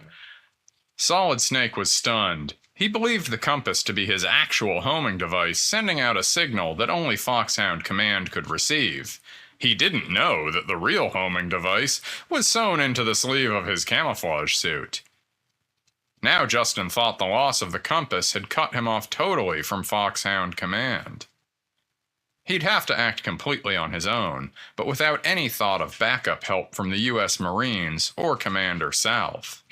But perhaps when he found the radio, Diana might be able to guide him. Solid Snake's search for the radio doubled in intensity, and there were still more Snake Men to set free. Some of them might have important clues for him. Halley moved swiftly, silently, cautiously from room to room. In one of the Keycard 1 rooms, a prisoner named Frank Witkowski gave Justin Halley an important clue. Gray Fox is locked up in a hidden solitary cell room. The best way to get to the hidden cell is to let the enemy capture you on purpose. Let the terrorists capture him? Actually surrender to the enemy in order to infiltrate more deeply? It might be a workable plan. Could this guy Witkowski be lying to trick him? Halley freed the prisoner and, thinking hard, set off again by himself. Looking through a door, Hawley spotted 3 trucks parked in a row near the outside wall. Solid Snake had been lucky with trucks so far, locating rations, weapons, and necessary equipment in them. Could he get lucky again? Solid Snake's gonna fuck this truck. Yes, in one of the trucks was an Ingram Mac 2 submachine gun, with a full clip. With the Beretta and now the lightweight, rapid-firing automatic Mac 2, not to mention the grenade launcher, the grenades, and the anti-tank mines, Solid Snake was becoming a walking arsenal, ready for any fight. But it was also a pretty heavy load for one fighting man to carry. Maybe he'd make better time if he didn't have to walk or run everywhere. For example, if he had wheels. Halley decided to commandeer one of the trucks. It was at that very moment that Justin Hawley's luck ran out. As he climbed into the cab of the truck, a squad of terrorists appeared, as if out of nowhere. Suddenly, Solid Snake was surrounded on all sides. There were guards everywhere, each man with an automatic weapon aimed straight at his chest. There were no options left. There was nothing to do but surrender. Halley put his hands up and allowed the terrorists to take him quietly. Captured! Solid Snake was a prisoner. Did this mean that his mission was at an end, a failure? Had he let the Corps down, betrayed the Snake Men squad, Commander South, his country, and the free world? Halley suddenly recalled the words of Frank Witkowski, the last prisoner he'd freed. The best way to get to the hidden cell is to let the enemy capture you on purpose. Could that Snake Man be right? Solid Snake was about to find out. Roughly, the guards stripped Halley of his bandolier of grenades, the gas mask, the Beretta, the Mac 2, the anti-tank mines, the ammo, the grenade launcher, the binoculars, the rations. They confiscated all of Solid Snake's weapons and equipment, or at least they thought they did. But there was one crucial exception. Katafi's men missed something. Because the terrorists could not conceive of Solid Snake having keycards in his possession, because they believed that he'd brought his own weapons into outer heaven with him, and because the keycards were no larger or thicker than an American Express card. Don't leave home without it. The cards didn't find him when they frisked him for more weapons. The keycards were still safe, deep down in the pocket of Solid Snake's camos. Now that he was a prisoner, what were the odds against his meeting Gray Fox? Witkowski had told him that the terrorists had the squad leader hidden away somewhere here in solitary confinement. The guards spun Justin Hawley around, and a black, greasy blindfold was tied tightly around his eyes. He could see nothing. Prodding Solid Snake along painfully with their weapons, they marched him, stumbling, inside a building and down a long corridor. They turned so many corners that Hawley couldn't hold on to his sense of orientation. He had no idea where they were taking him. At last, they reached a stopping point. The terrorists yanked cruelly at Solid Snake's arms to get him to stop. Justin Hawley heard a cell door open, and Why do they keep changing his name? Just pick one. Justin Hawley heard a cell door open, and he was pushed roughly inside, falling to the hard stone floor. The triumphant and mocking way the guards were laughing and sneering at him told Hawley plainly that his interrogation would be next, and very soon. The guards didn't even bother to tie Justin up, just another indication that they expected to be back for him within the hour. The door clanged shut. Reaching behind him, Solid Snake struggled with the thick knot of his blindfold until he got it off. The cell was so dimly lit that it was hard to make out anything except shadows. But in a few seconds, Halley's eyes had adjusted to the lack of light, and he looked around him. There was a chair in the corner, in which was tied a single prisoner, barely conscious. He was bound and gagged. Justin Halley went to the prisoner. He removed the gag and untied the ropes that were cutting sharply into the man's wrists. Gently, he lifted his head to look at his face. The man's features were so swollen as to be unrecognizable. "Can you talk?" Justin whispered. "It's me, Halley." "Solid Snake," the man whispered back through cracked lips. "So they sent you. I'm Gray Fox." The prisoner's voice faltered, and his words became so faint that Halley had to press his ear against the squad leader's lips to hear what he'd say next. "Listen carefully. We have very little time. The enemy is constructing the final weapon, Metal Gear." "How close are they to having it finished?" demanded Justin. "Very close, perhaps less than an hour away." Gray Fox's words came slowly and painfully. "Hang on, Gray Fox," urged Solid Snake. "Don't leave me now. I need you. Can you describe Metal Gear? How does it work? Is it large? Small?" "No, none of the Snake Men has seen it." "Do you know which building it's in?" "No, it's very well hidden. You're going to need a map." "A map? What map?" This was the first that Halley had heard about a map to Metal Gear. "Where will I find this map?" he asked intently. The squad leader tried to raise his head, but couldn't. "I don't know. I only know there is one." "What about Dr. Petovich?" Solid Snake asked. "Have you any clue to where they may be holding him?" Gray Fox shook his head painfully. He could be anywhere. Katafi keeps moving him around." "And Ellen, his daughter?" "Is she here too?" "Yes, Katafi's men kidnapped her in order to make Dr. Petovich talk." "Didn't know that." It was obvious that Gray Fox was fading quickly. He needed a doctor. Halley felt the urgency of the situation tightening around him. This was the leader of his squad. He couldn't just let him die. He had to rescue Gray Fox. "Solid Snake, listen, not much time. Can you get us out of here before they come back for us?" "I'll try," promised Halley. But with what? His bare hands? Chapter 9. The Escape. Halley's hands were bare of weapons or equipment, and time was running out. The clock of doom was already ticking. Katafi's terrorists would be back for them very soon, and that would mean certain death for the two Snake Men, and the total failure of the Outer Heaven mission. What was Halley to do? His rigorous Snake Man training had taught Solid Snake ways in which he could create whatever he needed from his immediate environment. He looked around him. What was there in this bare cell that he could use? Halley concentrated, visualizing possible escape scenarios.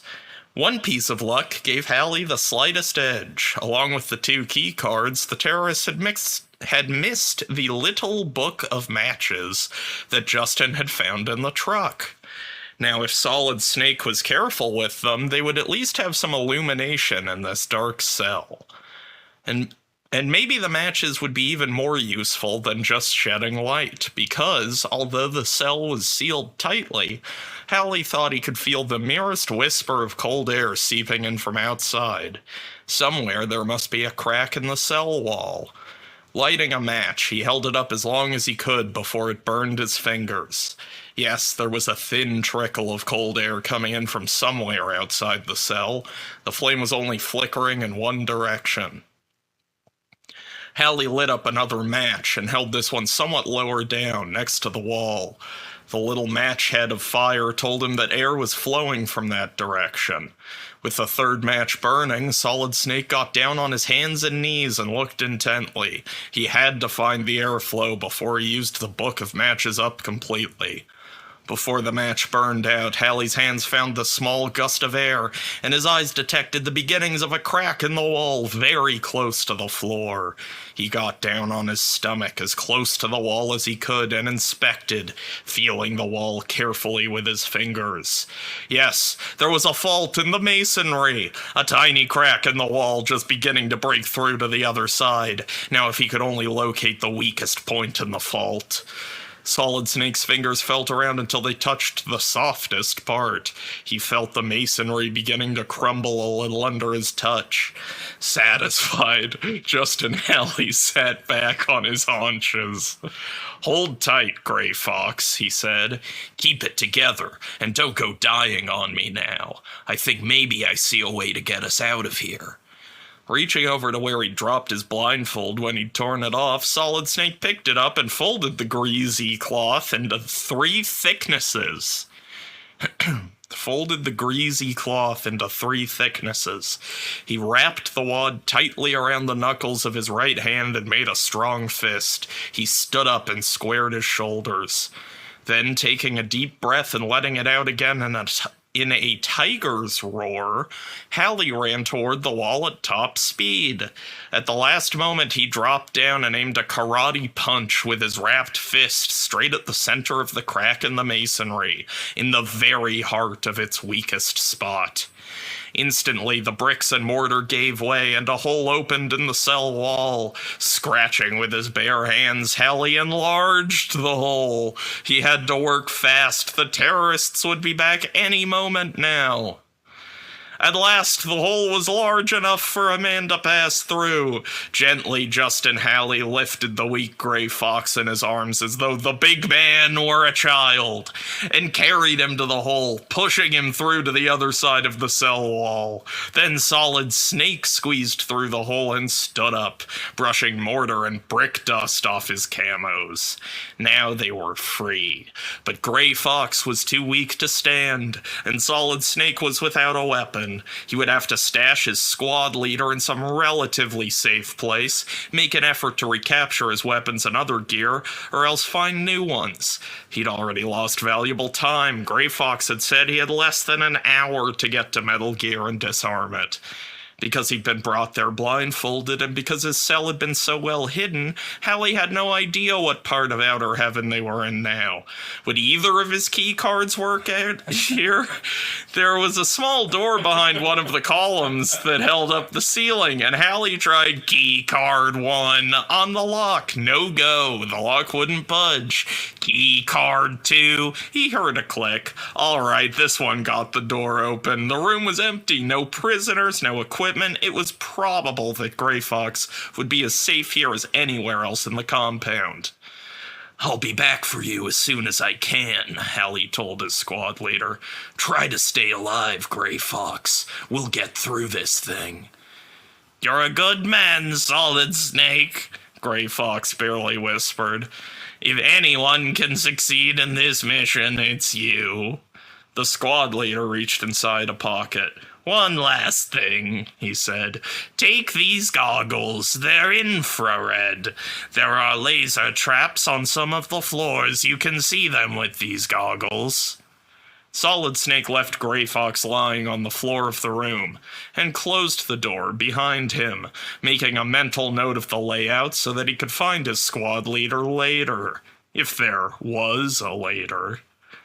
Without even knowing which level he was on or in what building, Justin Halley resumed his search of Outer Heaven, still looking for the radio, for a weapon, and for clues to Metal Gear.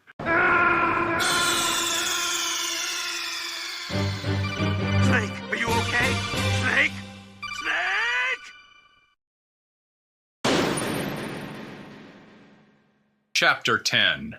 The Shotgunner. The next room Solid Snake entered had nothing in it. It appeared to be just an empty space. But Justin Halley had a strange feeling about this place. Something was in here, he was sure of it. He did a quick search, but came up with nothing. Even so, all his instincts told him that something of importance should be hidden here. He looked again, this time even more thoroughly, but once again he found nothing. Perhaps his snake man instincts were wrong this time. He was wasting precious minutes. By now the terrorists would have returned to get Solid Snake and Gray Fox. They would have found them missing, and they'd be searching every inch of outer heaven.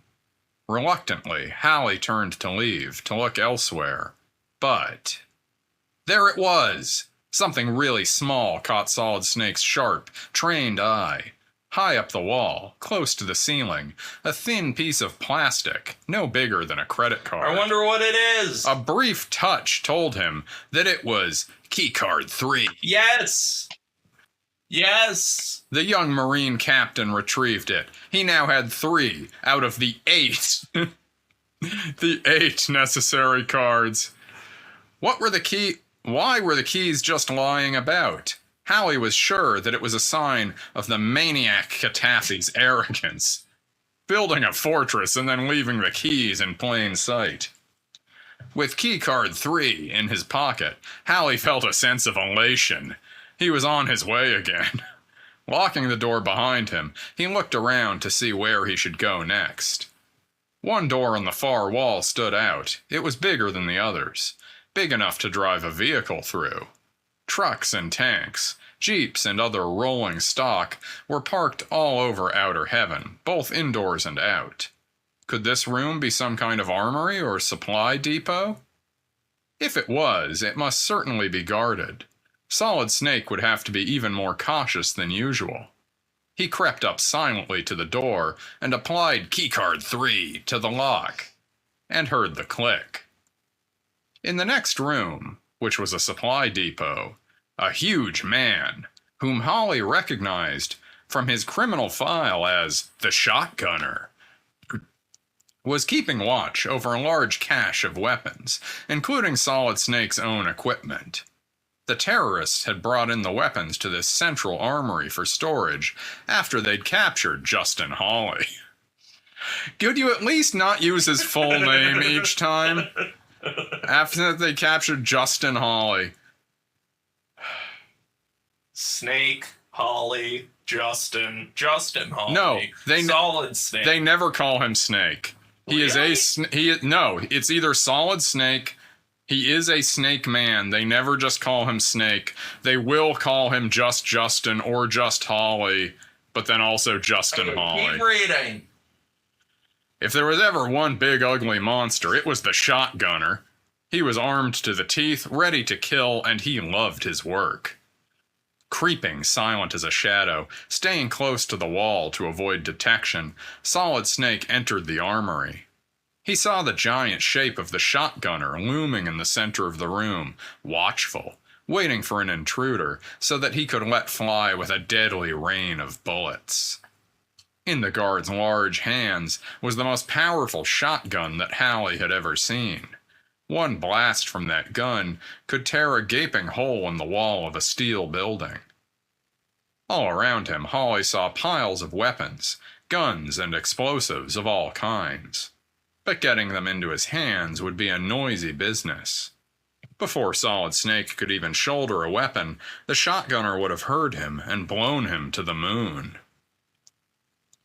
Straight to the moon, Justin. Wait a minute. There, almost under the nose of the Shotgunner, was a pile of gear on the floor. Justin Halley recognized it. It was his own. The Beretta with its silencer, the Ingram... That's all I need. I just need this Beretta. The Beretta... The Ingram Mac 2.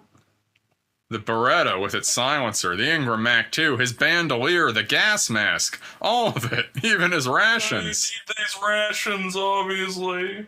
Now, if he could only get to it.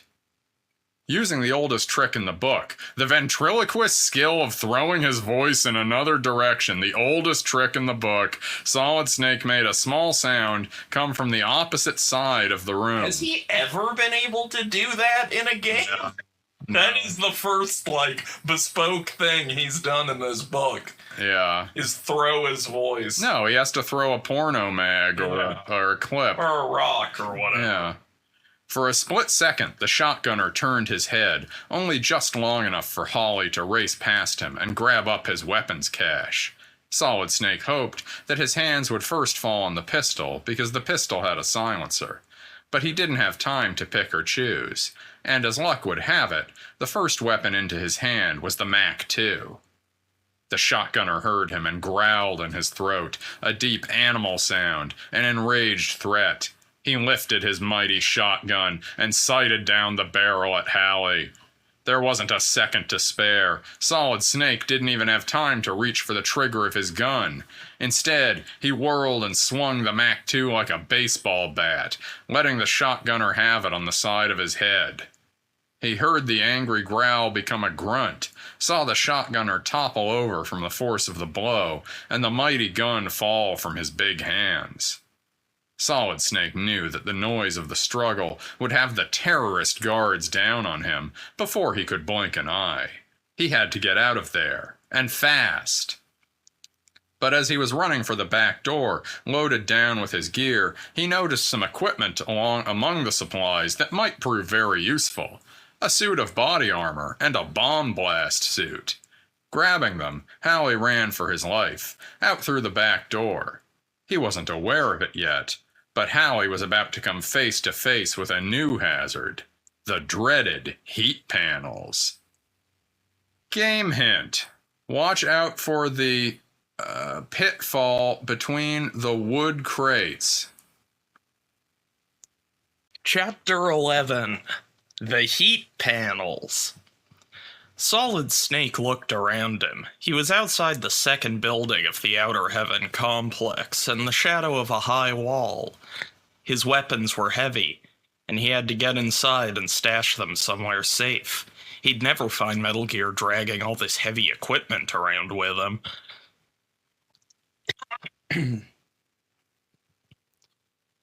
About 20 yards away, almost against the wall of the building, Solid Snake saw more trucks, 3 of them. At once, Halley spotted that the middle one was a trap. Solid Snake was beginning to be expert in the way the terrorists thought, and he avoided it. The first truck was empty, but the last truck on the end held a treasure. Sitting in the glove compartment was key card 4. Suddenly, Solid Snake wasn't tired anymore. He was wired. Bursting with energy. Grabbing the key card, he ran for the building and entered through a side door. The layout of Building 2 was not unlike that of the first building in the Outer Heaven complex. There were no stairs evident, just 2 elevators, east and west. No markings on any of the doors. In the corners of the vast first level, painted on the floor, was that same strange insignia. Minutes were ticking by quickly. Gray Fox had told Halley that Metal Gear was almost completed. Speed was essential, now more than ever. Solid Snake realized he needed to find a place to stash the arsenal he was carrying. It would just slow him down. But where was a safe hiding place? He thought about it a minute, and it came to him. The best place to stash equipment is in a room already filled with equipment. A room locked by one of the 4 key cards Halley already had. If he could only find a place like that, unguarded, a place he could come back to. Halley found an unlocked room filled with food and stuffed his pockets full of rations. He made certain that he had all 4 key cards on him and moved silently to a locked door. Key card 3 didn't fit the lock, but key card 4 got the door open. Very cautiously, on the lookout for traps, he moved inside. It was exactly the setup Solid Snake had hoped for. Weapons and gear lined the shelves of the room. The equipment was out of date and appeared to be unguarded. It looked like stuff nobody would want or come to check on. Nobody would bother or notice Solid Snake's stash. He could retrieve it as needed. Halley began to unfasten his bandoliers, but before he could set down any of his gear, he heard noises approaching the door. He moved fast and low toward the back of the storeroom. Just as the front door opened and an armed squad of Colonel Katafi's men came in, Solid Snake saw a small back door to one side of him. He slipped through it before the terrorists could catch a glimpse of him. He was in a place he'd never been before. Ahead of him stretched a large area made up of what appeared to be solar panels, but couldn't be, because there was no sun in the windowless room to heat them. On the other side of the panels was another set of doors, each of them holding the possibility of escape. To reach the doors, Solid Snake would have to cross the panels. Behind him, he could hear the terrorists talking noisily in the storeroom. His only escape route was across the panels. He could feel the heat rising off them while he was still 4 feet away. 3 panels were arranged in a set, 2 smaller panels on the outer edges, and a larger, more intense-looking panel in the center. On the other side of the area, there was a control panel with switches and dials. Obviously, the panels could be turned on or off. What were these panels? What function did they perform? At a quick guess, without examination, Solid Snake thought that they were made of silicon, a covering for fuel or energy cells, intended to vent the heat created by an enormous energy source elsewhere. From Metal Gear? Here they were, just as Chuck had warned him. These couldn't be anything but the heat panels. It had been a true warning after all. Now the Snake Man's words came back to him again. You can't get to Metal Gear without crossing the heat panels. Burning. They burn. Eat the rations. You gotta raise your own body temperature if you want to survive. Rations. Solid Snake must eat. Right now. He pulled the rations out of his pockets and peeled the wrappings off. Halley swallowed quickly, almost choking on the dry and densely compressed rations with no liquid to wash them down. He ate as much as he could find in his pockets, then turned to the deadly heat panels. He couldn't afford another moment's delay. The only way to turn off the heat panels was from the other side of the room. Solid Snake set off across the silicone cells. The heat was fierce, burning, just like Chuck had said. As Halley crossed the deadly panels, the temperature began to rise even higher. The heat became more intense and more intolerable the further he progressed, and he was still on one of the outer panels. What would happen when he got to the center panel, the one that could really burn the flesh off a man's bones?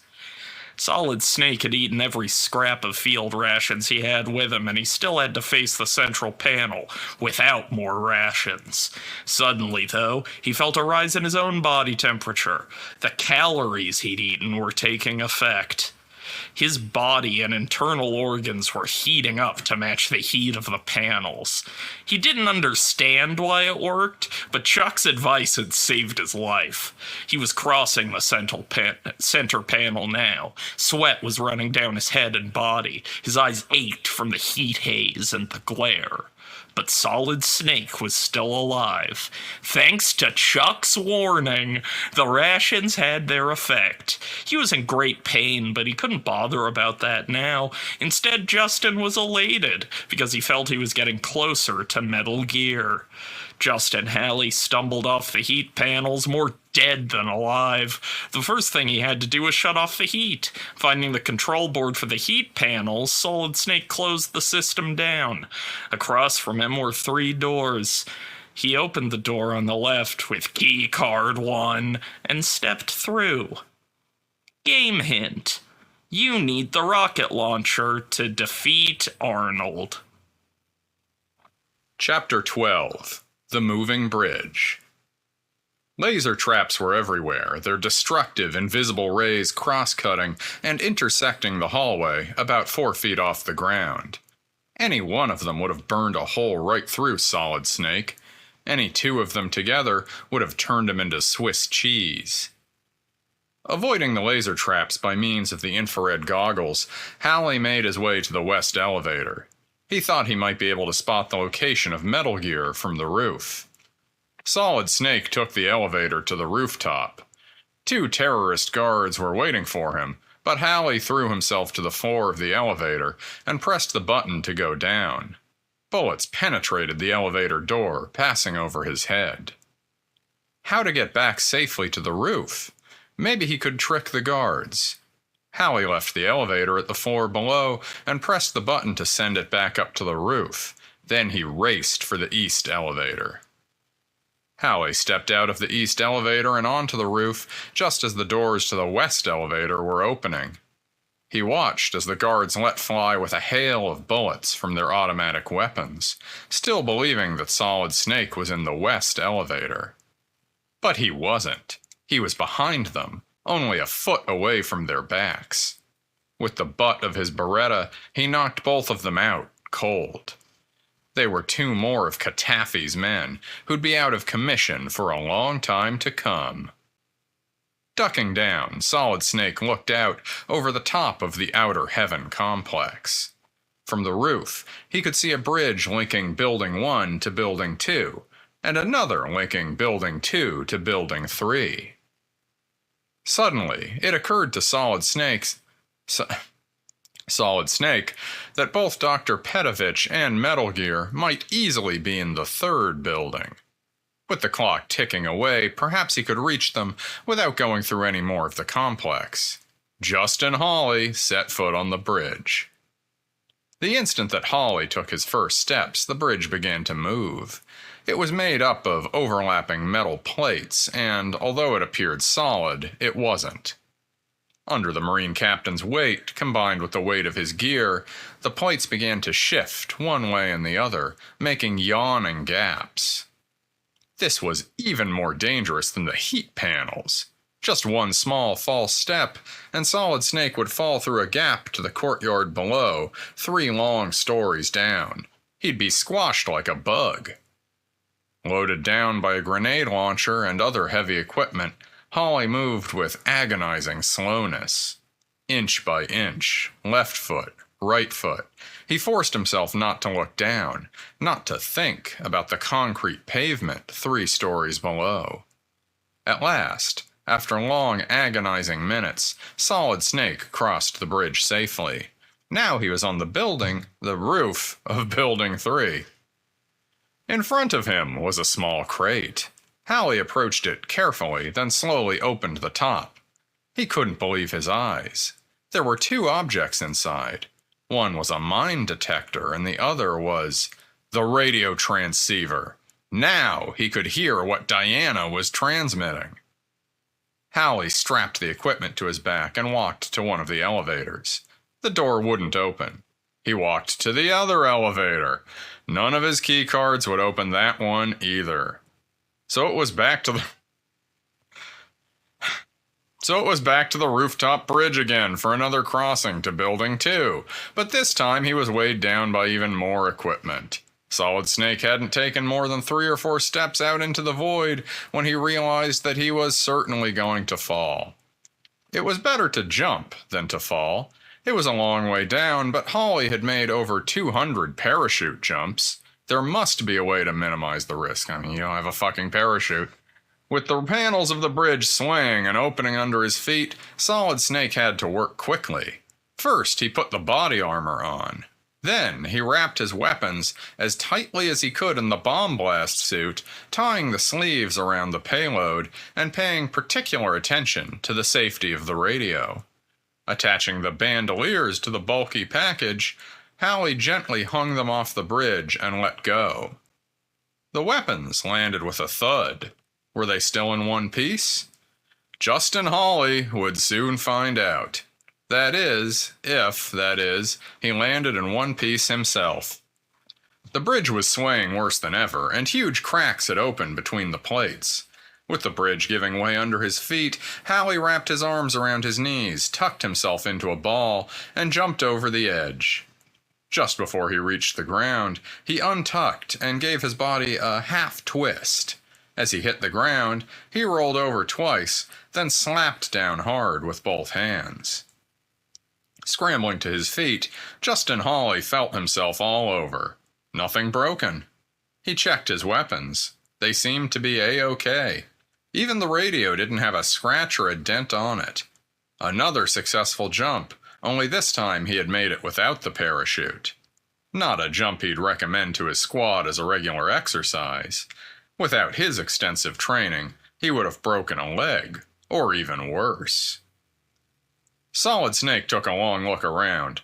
The courtyard was thick with trucks and tanks. Halley crept into the shadow of a truck for a better look. The truck had rations on the front seat, and he was out of rations thanks to the heat panels, so he pocketed them. But there were armed terrorists everywhere. To divert the guards' attention, Solid Snake decided to blow up a tank. Placing a couple of anti-tank mines under the tank treads, he set the detonators and crept away unseen. Suddenly, a faint radio transmission, almost blanketed by static, came from his transceiver. What he needed was an antenna, so the broadcasts would come in clearly. Justin Halley could barely hear a woman's voice saying, "Boss man here. Watch out. It's a minefield. Try to slip through wearing an enemy uniform." The message, coming out of nowhere, left Solid Snake very puzzled. How did Control know where he was? How had they pinpointed him on the edge of a minefield? Halley had lost his homing device in the trapdoor long ago. But suppose the compass hadn't really been the homing device. The compass had been the only thing Foxhound Command had let him take into outer heaven, except for his suit of camouflage. The camos had come into outer heaven on Solid Snake's back. For the first time, Justin Halley realized that somewhere in his suit must be the real homing device. They'd been tracking him all along. But wait! If Control knew where the minefield was, hadn't it also been aware of the heat panels, the shotgunner, and every other hazard that Captain Justin Halley had faced? Why hadn't Control warned him earlier? Why had his commander lied to him about the compass? Didn't the leader of the Snake Men trust Justin Halley? And now, if Solid Snake were to take off his camos and put on an enemy uniform, wouldn't Halley be off the computers of Foxhound Command? And would that be good or bad? Can I still trust Commander South? Halley whispered, and didn't know the answer. He felt totally cut off from his command. Game hint. You can often defeat the shotgunner by hitting him 10 times. Chapter 13, The Underwater Tunnel. In spite of the dangers that threatened him, in spite of the suspicions he held, no matter how justified he believed they were, Halley knew that he must continue to follow orders and carry out his mission. His training and discipline would not permit him to disobey a superior officer, even one whose motives were suspect. If he accepted Control's warning as true and got a hold of an enemy uniform, he'd have to keep his camouflage suit with him always to make sure that the Homer was operative. That would add even more weight to the load he was carrying. By now, Solid Snake was carrying with him enough gear for 3 men. If he could find the homing device, remove it and take it with him, Halley could leave the suit of camos behind. But first he had to find an enemy uniform. They didn't come empty. He'd have to empty one. On feet as quiet as a panther's, Solid Snake sneaked up behind an unsuspecting tank guard and rabbit punched him out cold. Working fast, Solid Snake stripped the guard of his uniform. He slipped out of his clothes and put the body armor on again, this time next to his skin. Then he climbed into the enemy uniform and made certain the 4 key cards were safe in his pocket, along with the rations. Halley picked up his camos and ran his hand carefully over the entire uniform. Sewn into the sleeve, Justin Halley located the miniaturized homing device. Now he wouldn't have to bring along the entire uniform, only the sleeve. Ripping off the sleeve, Solid Snake stuffed it into the pocket of the terrorist uniform he was now wearing. Employing the mine detector to protect him from hidden mines, Halley took his first steps out on the minefield. Broom, broom, boom.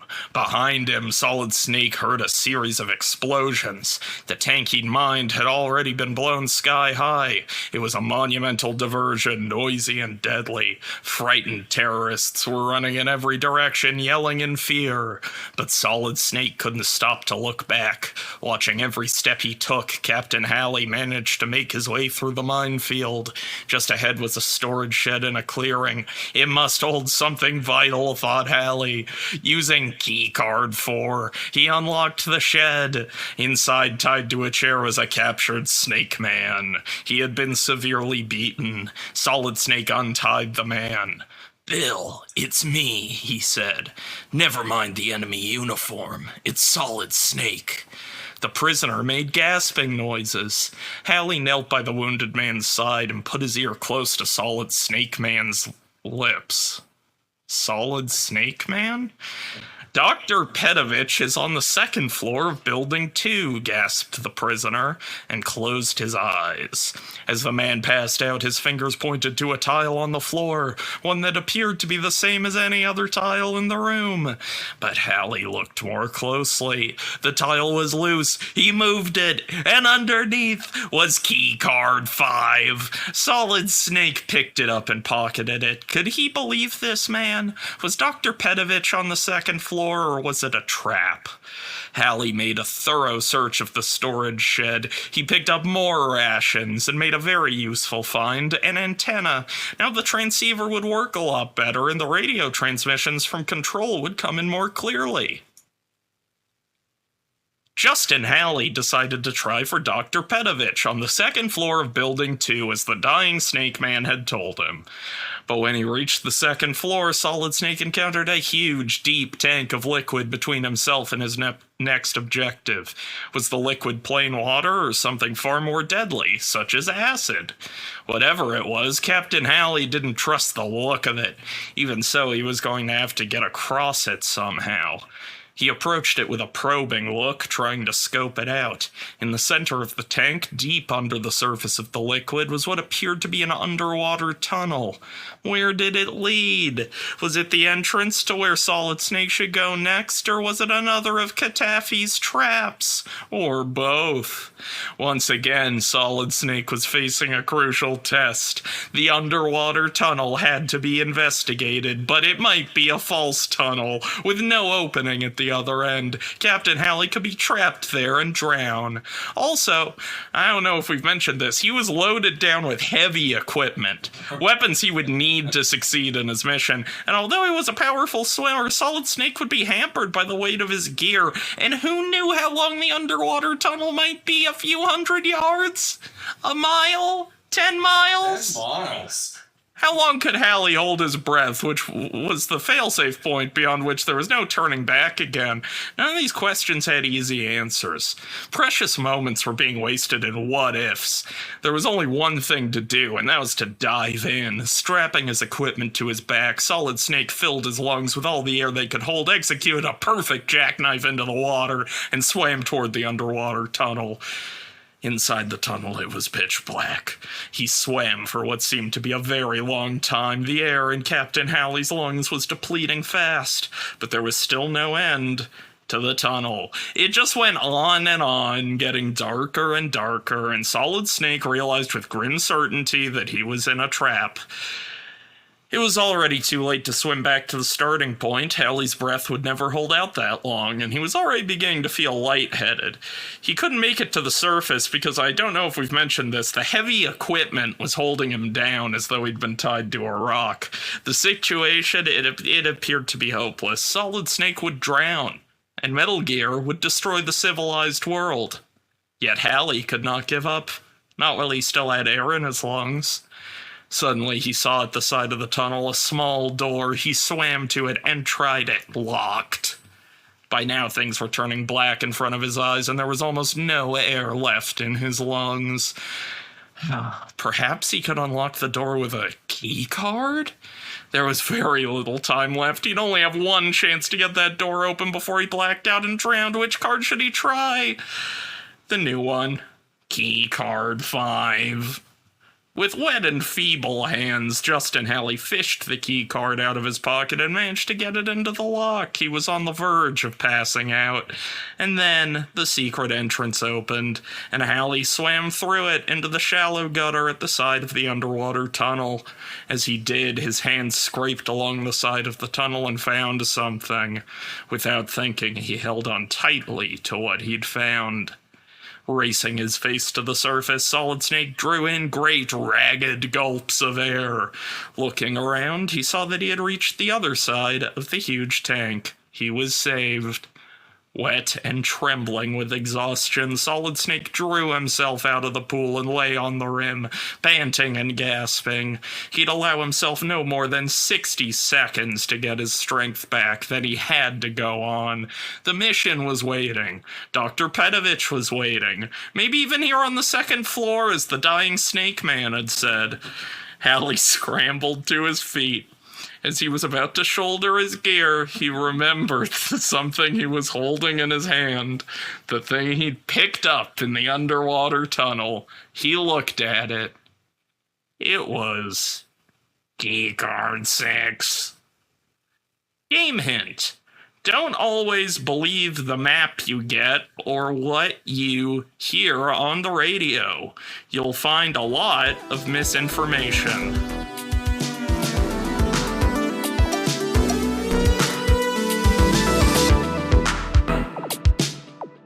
Chapter 14. The Trained Killer Scorpions. The first room Solid Snake opened on the second floor held a prisoner, but it was not Dr. Petovich. It was a member of the squad. As he released the Snake Man, Halley received this message. Listen to Resistance Fighter Jennifer on waveband 12048.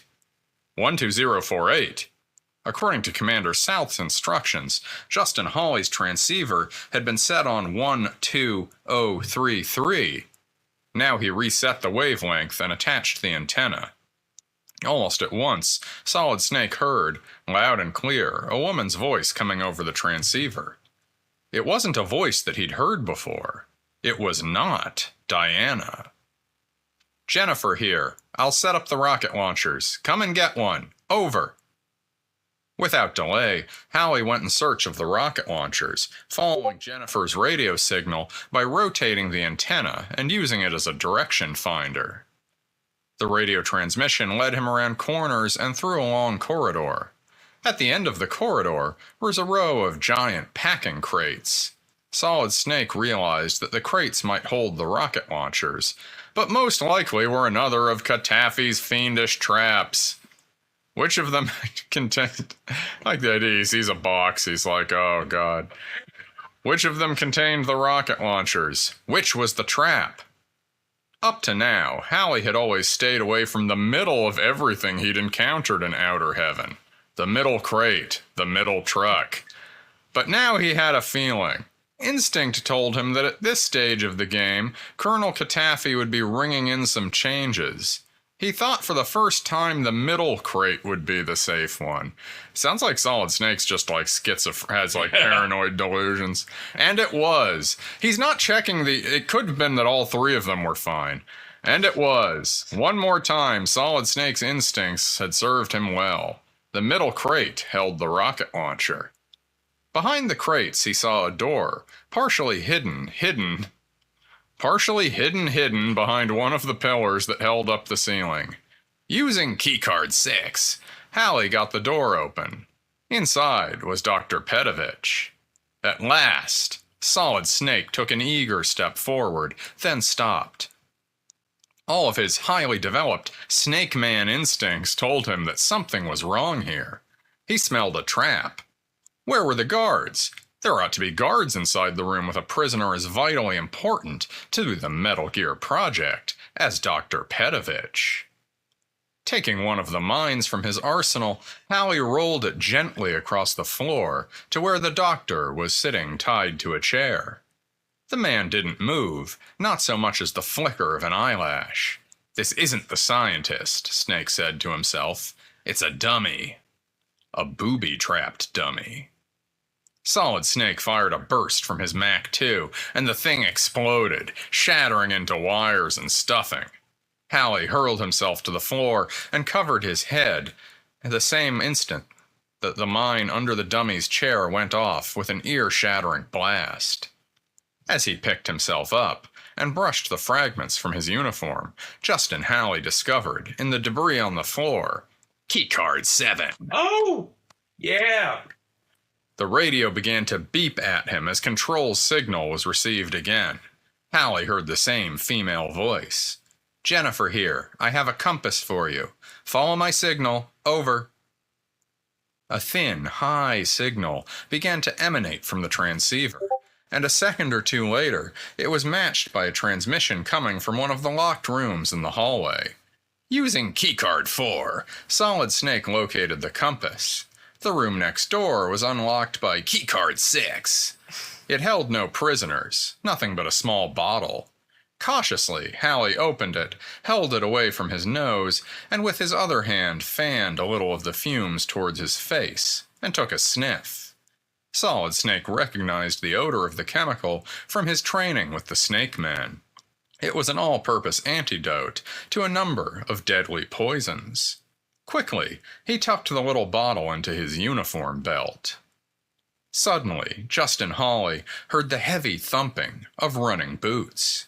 Terrorist guards were on the way. He had to get out of there. He raced down a corridor, through a back door, and down a set of stairs that took him directly into a desert. A desert? Here in the jungle? Impossible. At least in nature. No, it had to be man-made, another trap of Cataphies. Heaven only knew what awaited Solid Snake in the sands of a terrorist's phony desert. Oddly, Halley felt elated. The presence of the unlikely desert, here in the middle of nowhere, led him to believe that he was much closer to Metal Gear than before. The more difficult the obstacle, the nearer to the goal. As Justin Halley took out his compass to lead him across the desert, he heard a strange whirring noise. It sounded like something shuffling across the hot sands, something huge and dangerous. Before he could react to the sound, 3 giant creatures slowly came into view. Halley was nervous. These were trained killer scorpions. Catafi used them to destroy his enemies, and now they were coming at him, poisonous stings held high in the sting position. What a horrifying sight! Even a man with the courage of Marine Captain Justin Halley had to turn pale. Again, we've added Marine now. That's his longest title yet. That is his longest title yet. The trained killer scorpions were mutants, raised to grow to between 15 and 17 feet high. Their poison stings were as long and thick as a javelin. They had eyes that bugged out of their heads on stalks, and the stalks kept twisting this way and that, searching for their quarry. And they'd caught sight of Solid Snake. He could tell because a horrifying, high-pitched buzzing came out of the 3 of them, the sound of evil excitement. Slowly, they turned in his direction, and slowly they moved towards Halley. Their bodies were covered with scales, and the scales made a sickening noise as they dragged across the burning sands of the desert. The curled tails of the trained killer scorpions were raised high, poised to strike, to sting, and to kill. They were slow, but what was the need for haste? Where could Solid Snake go? The desert, seemingly stretching around him for miles, was empty of shelter, and the sun was hot enough to broil a man alive. He had nowhere to run, nowhere to hide. But the scorpions loved the desert heat. They thrived in it, and grew to enormous sizes. All they needed to survive was furnace heat, and the frequent opportunity to make a kill. Justin Halley would have to stand and fight. He sorted through his weapons as the trained killer scorpions came closer. He could smell them now. They smelled foul. Solid Snake fired again and again until the clip of his Beretta was empty. And still they came, dragging their scales over the burning sands. Nothing seemed to stop them. Not Halley's grenades, nor his Mac 2. He braced himself, dropping a rocket down the breech of his rocket launcher and aiming through the sight. Solid Snake slammed his hand on the trigger button, and the rocket exploded from the tube. One scorpion exploded in a noxious burst of matter. He fired again. The rocket launcher was hot to the touch. The disposable firing tube wouldn't take much more use. A miss. Another rocket launched, then another, and the second of the trained killer scorpions blew apart, messily. But the third one kept coming at Halley. Nothing appeared to faze the creature, not even the sudden explosive death of its brothers. Its stinger waved over its head, eager to plunge into Solid Snake's heart. Loading the rocket launcher, Halley hit the trigger button, but it misfired and the rocket wasn't launched. Was the rocket launcher still operational? There seemed to be no stopping this evil creature. Ammunition of every kind showed no effect on it. The scorpion would have to be hit head-on with everything he had. Solid Snake waited until the monster was almost on top of him. He waited until he could see the color of the creature's beady eyeball. It was green. Then, and only then, did he turn and aim the rocket launcher dead on target. But would the launcher fire or misfire again? Baroom! The last explosion caught the giant lumbering creature full in the chest. With an eerie high scream, it blew into a million poisonous fragments. Solid Snake was clear. Chapter 15. Ellen. Halley headed across the desert for Building 3 of Outer Heaven, determined to let nothing stand in his way. He had to rescue Dr. Petovich and his daughter and destroy Metal Gear before the evil weapon could be put into use against the nations of democracy. No more Mr. Nice Guy. Katafi was asking for it now. There were trucks parked in front of the building's side entrance, but a few mines took them out. Within seconds, he was in the building and using keycard 7 to get the elevator working. On the second floor, the rooms were opened by keycard 5. Solid Snake let himself into one of the rooms and saw nothing. The room appeared to be entirely empty, and yet Halley felt a prickle along his skin. His trained instincts were telling him that something was here, something of vital importance. He went to the far wall and ran his fingers along the rough stone. It felt solid, it looked solid, and yet the tips of Solid Snake's fingers touched a line running like a crack in the stone from the ceiling to the floor. He pressed hard, harder. The crack widened, and a secret compartment in the wall opened up. A figure was stuffed into the secret compartment, which was barely large enough to hold it. It was a girl, bound and gagged, and unconscious. Solid Snake took the choking gag off and revived the girl gently, but when she saw the terrorist uniform that Halley was wearing, she began to scream. The poor girl was obviously terrified. "Shh, it's all right," and Halley put his hand firmly back over her mouth. "I'm not one of Katafi's men. I'm Captain Halley of the Snake Men Squad. I'll take my hand away if you promise not to scream, okay?" The girl nodded and mumbled something. Carefully, Solid Snake took his hand away. "Are you all right?" he asked her in a low voice. The girl nodded through her tears. "I'm okay," she whispered back. "Are you Ellen, Dr. Petovich's daughter?" "Yes, I am. Have you found my father?" the girl cried eagerly. "Not yet, but soon, I promise. Both of you will go home safely." Solid Snake looked at her face carefully. She looked tired and probably hungry, but she didn't seem to have been hurt.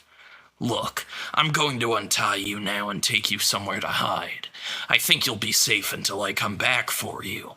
Try to hang in there and be brave." "I'll try, but I'm worried about my father," said the girl urgently. "Not as worried as I am," said Solid Snake to himself. "I'm going to get word to him that you're alive, so don't worry anymore. Stay as quiet as you can and leave everything to me. I'll see it that both of you get out of here safe and sound. Now put your arm around my neck and lean on me. You're a brave girl, Ellen. I'm taking you out of here." Halley left the girl in another room, making a mental note of which door she was behind. Then he set off down the corridor. He was convinced that both Dr. Petovich and Metal Gear were somewhere here in Building 3. Was there a basement in this building? He should check that out without delay. Neither the east nor the west elevator had a button for the basement, but that meant there could be some stairs hidden somewhere. If only he could find them. Maybe he could get some advice from Control. He spun the tuning dial on the radio. "Solid Snake? Solid Snake? Boss Man here."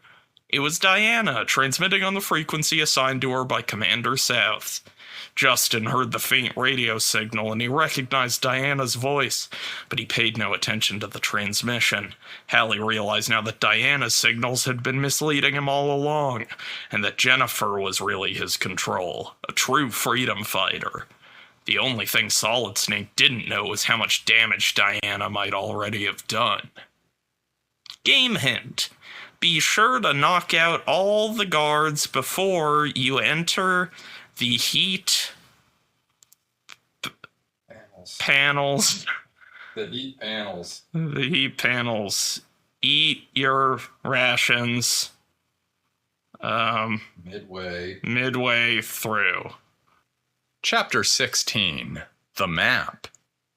Solid Snake found himself facing 3 doors. At first, he decided on the left-hand room, but as he approached it, all his instincts triggered a warning. Don't go in there.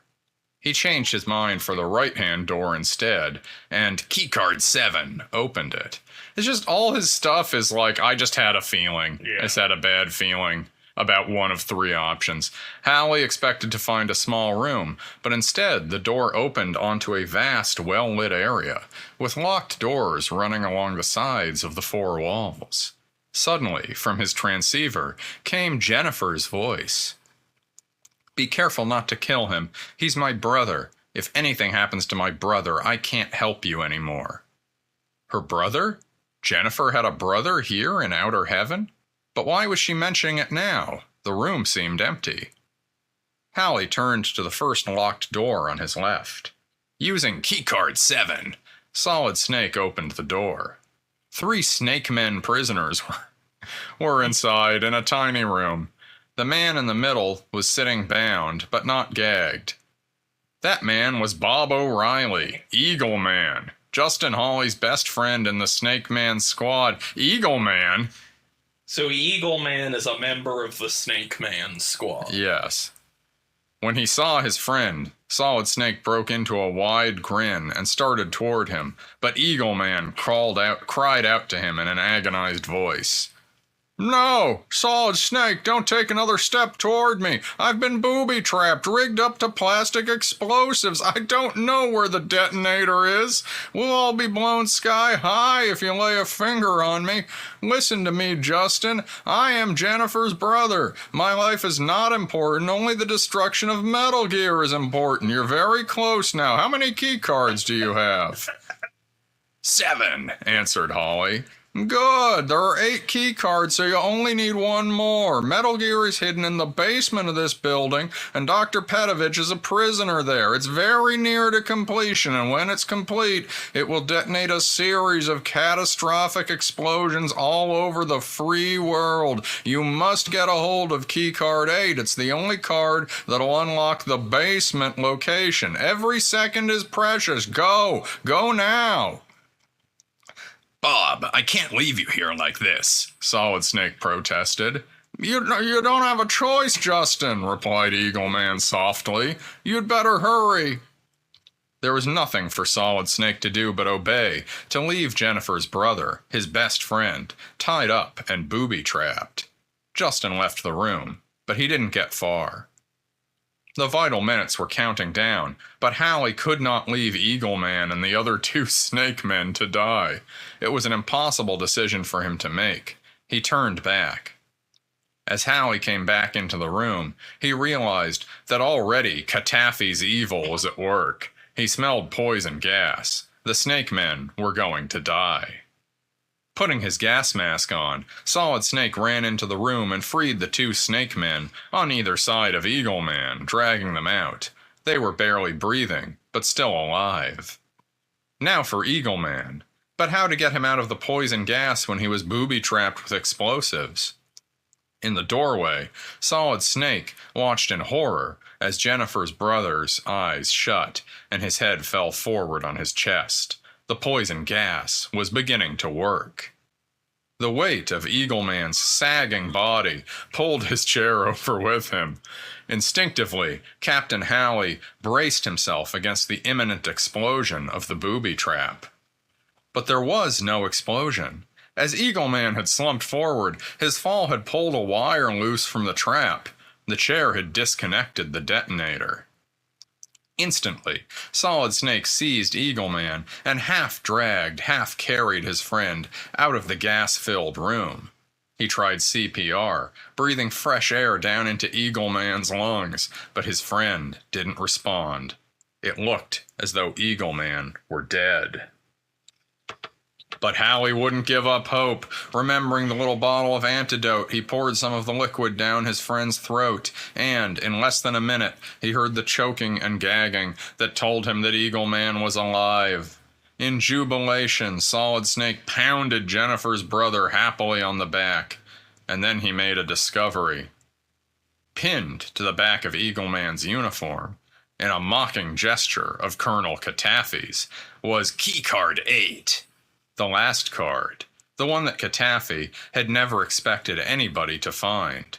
He had thought it would be destroyed when the booby trap exploded. Halley now had the final keycard to Metal Gear. Although he held all 8 keycards and the clue from Eagle Man that Metal Gear was in the basement, Halley still didn't know exactly where to find Metal Gear. He only knew that the basement would be the most heavily guarded place in all of Outer Heaven. And first, he would have to find the stairs that led to the basement. None of the elevators were programmed to go there. If only he had more time.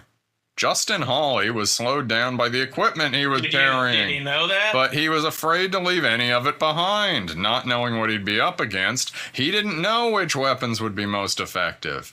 Did he really need all 8 of his key cards? Eagle Man said that the 8th one was the key to Metal Gear. Maybe he ought to think of leaving the other 7 behind so that he wouldn't even have to waste a minute looking for key card 8. Looking to separate keycard 8 out from the rest, Solid Snake shuffled through the keycards in his hand. As he did so, he noticed something for the first time, something most unusual. On the backs of the keycards were printed different pieces of the same design, like a puzzle.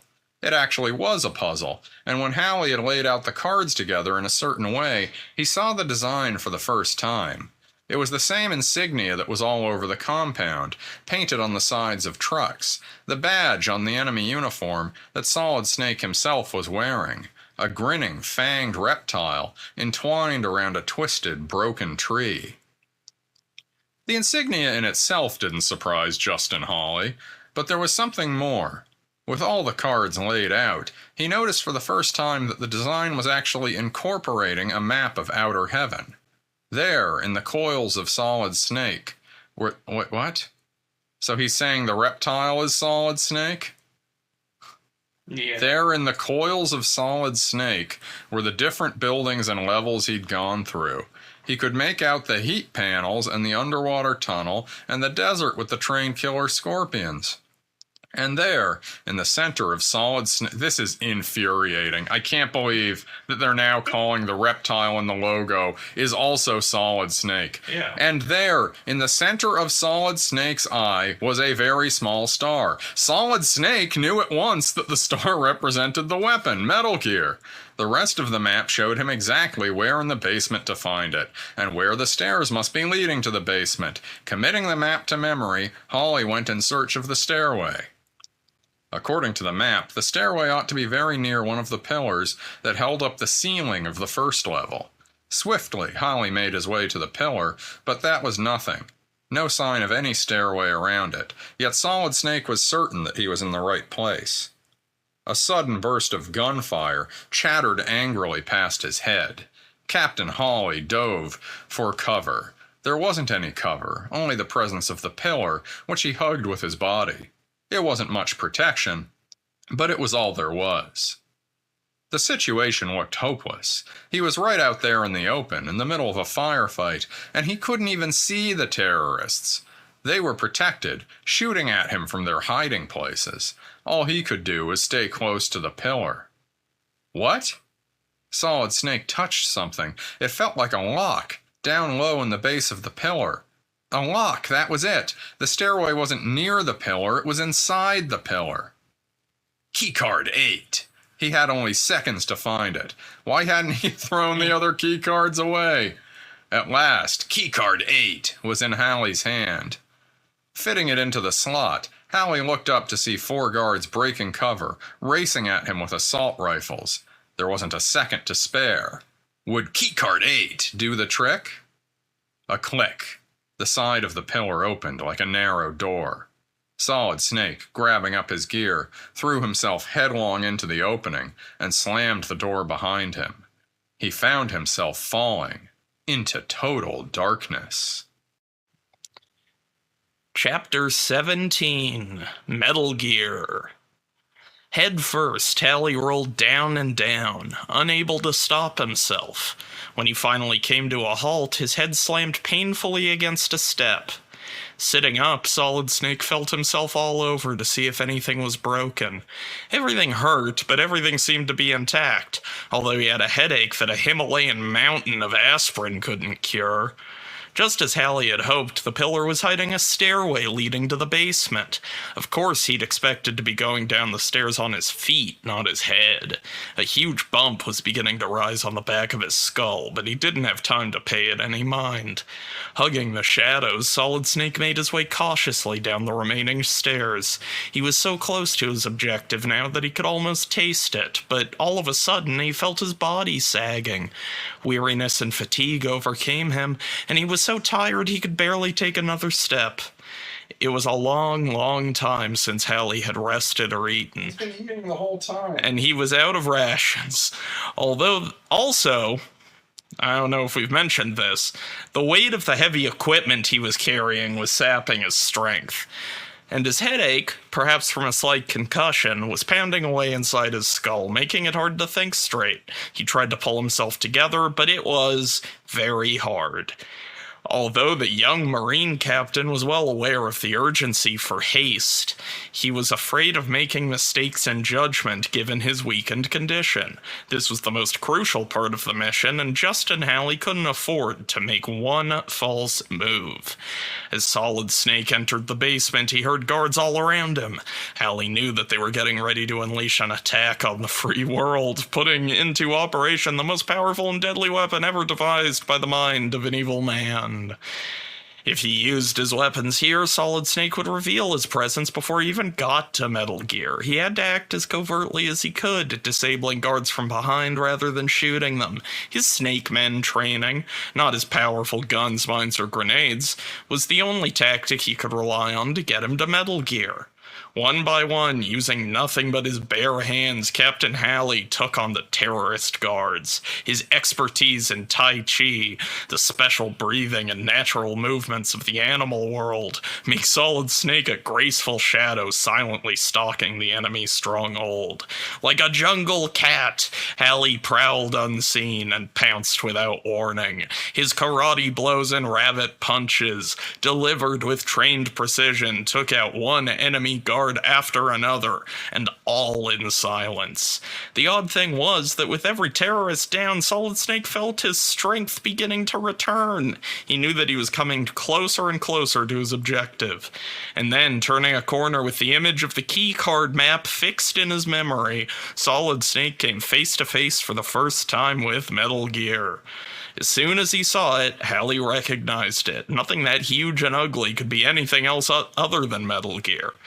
It was a tall, wide machine made out of a shining black metal that Solid Snake had never seen before. The metal itself seemed to radiate evil. Could this mysterious, unknown metal be the source of Metal Gear's deadly power? Metal Gear was truly awesome, menacing, and strange. On its side was painted the deadly insignia that Halley had first seen in the jungle, and later encountered everywhere here in Outer Heaven. But displayed on the weapon, the evil markings took on a new and even darker meaning. Part of the machine was outfitted with a keyboard and a printer, so Solid Snake knew at once that what he'd suspected about Metal Gear was true. It was computer-controlled and probably hooked up to a network of computers located throughout the terrorist nations. The terrorist nations. The cabal, they're terrorists. Even now, the printer was chattering away, issuing a readout target of every major city in the free world. Justin Halley could see 2 buttons on the control panel, one red and one white, and a digital timer.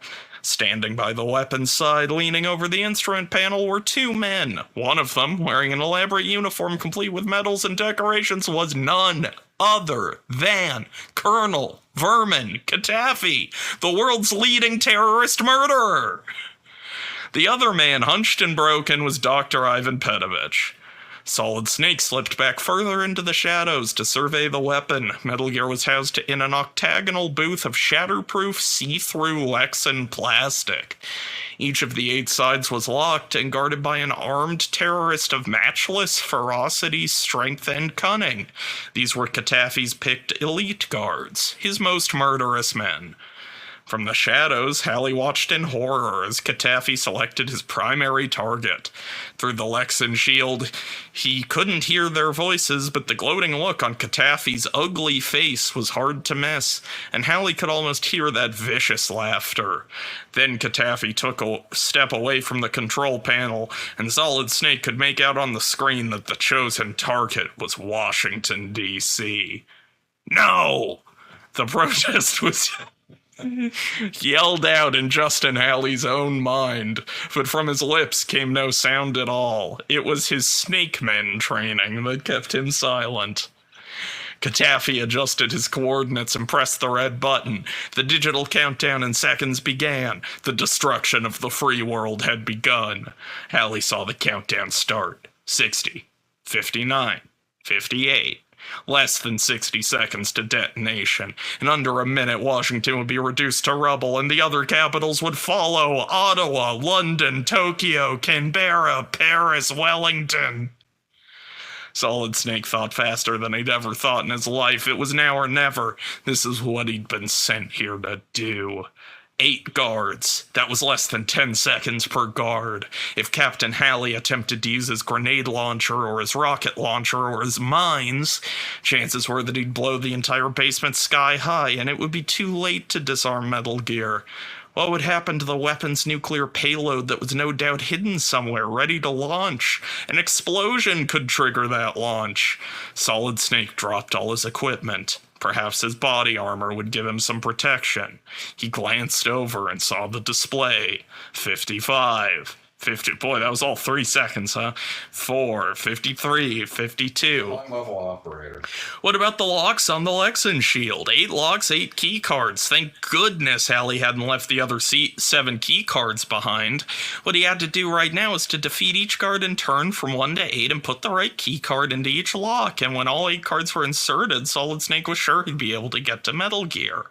It would be mortal hand-to-hand combat, like ancient Roman gladiators, between Halley and each of the terrorist guards in turn.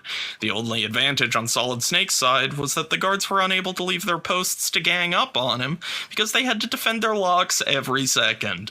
One by one, Solid Snake attacked the terrorists in a struggle for supremacy. The first guard went down, then the second. More than once, it was only Halley's body armor that saved his life. From outside, the young Marine heard an incredible racket going on, the indistinct sounds of men's voices yelling, muffled explosions, rapid gunfire. No doubt the entire terrorist army had been deployed to burst in here at any moment and kill him. Solid Snake was not afraid to die, but he was determined to take Katafi and Metal Gear with him. Each time he overcame a guard, Halley slammed one of the keys into the slot at one side of the 8-sided shield. One more luck would disengage. The pressure was building. Halley could see 40, 39, 38, only 38 seconds remaining. Using all his Snake Man skills, Solid Snake overthrew another guard. But even for the most courageous man in the Snake Men squad, 8 killers were too many to defeat in less than a minute. 3 were down, but 5 were still alive with only half a minute to go. Only 3 keycards were in their slots. That's 3 of 8. Fewer than half the locks were open. Perhaps it was the pressure he was under. Perhaps it was the pressure combined with his head injury. But Solid Snake suddenly felt as though the battle was all over and he'd lost. Despair threatened to overcome him, and he felt his energy begin to ebb away. Halley felt trapped and powerless, as though a strong net had been thrown over his body, and that he was being dragged off to his death, helpless to do anything about it. It was Justin Halley's worst nightmare, a recurring dream from which he'd wake in a cold sweat. Now it was coming true. He was failing in his mission. Meanwhile, the seconds kept ticking down toward the destruction of the world. Suddenly, just behind him, Solid Snake heard the barking of gunfire. The terrorists must have broken through, and the enemy now had him surrounded. Chapter 18. The Final Battle. At the sound of guns firing behind him, Solid Snake whirled around, ready to die, and equally ready to take as many of the enemy with him as he could. But, to his astonishment, he saw, not the enemy he expected, but Jennifer's brother, Eagle Man, Gray Fox, and other snake men he'd rescued, even Chuck. It was his old squad, weak and wounded, but coming to fight at Justin Halley's side. Metal Gear had been their mission too. Now Solid Snake was no longer alone. Now he had allies in the final battle. Only 2 of the Snake Men had found weapons. The others began attacking the remaining guards with sticks, pieces of brick and stone, anything they could get their hands on. Weakened though they were by their imprisonment and torture, their united strength caught the guards by surprise, and 2 more terrorists went down under the Snake Men's assault. Solid Snake raced over to insert the keycards in the 2 other slots. 5 guards down, 5 locks opened, 3 more to go. Now Solid Snake needed all the allies he could get. Pushing aside the body of a fallen guard, he shouted through the open lock, straight into the Lexan-shielded enclosure. "Dr. Petovich! Dr. Petovich! Ellen is alive. She's safe. We're the United States Marines, and we've rescued your daughter."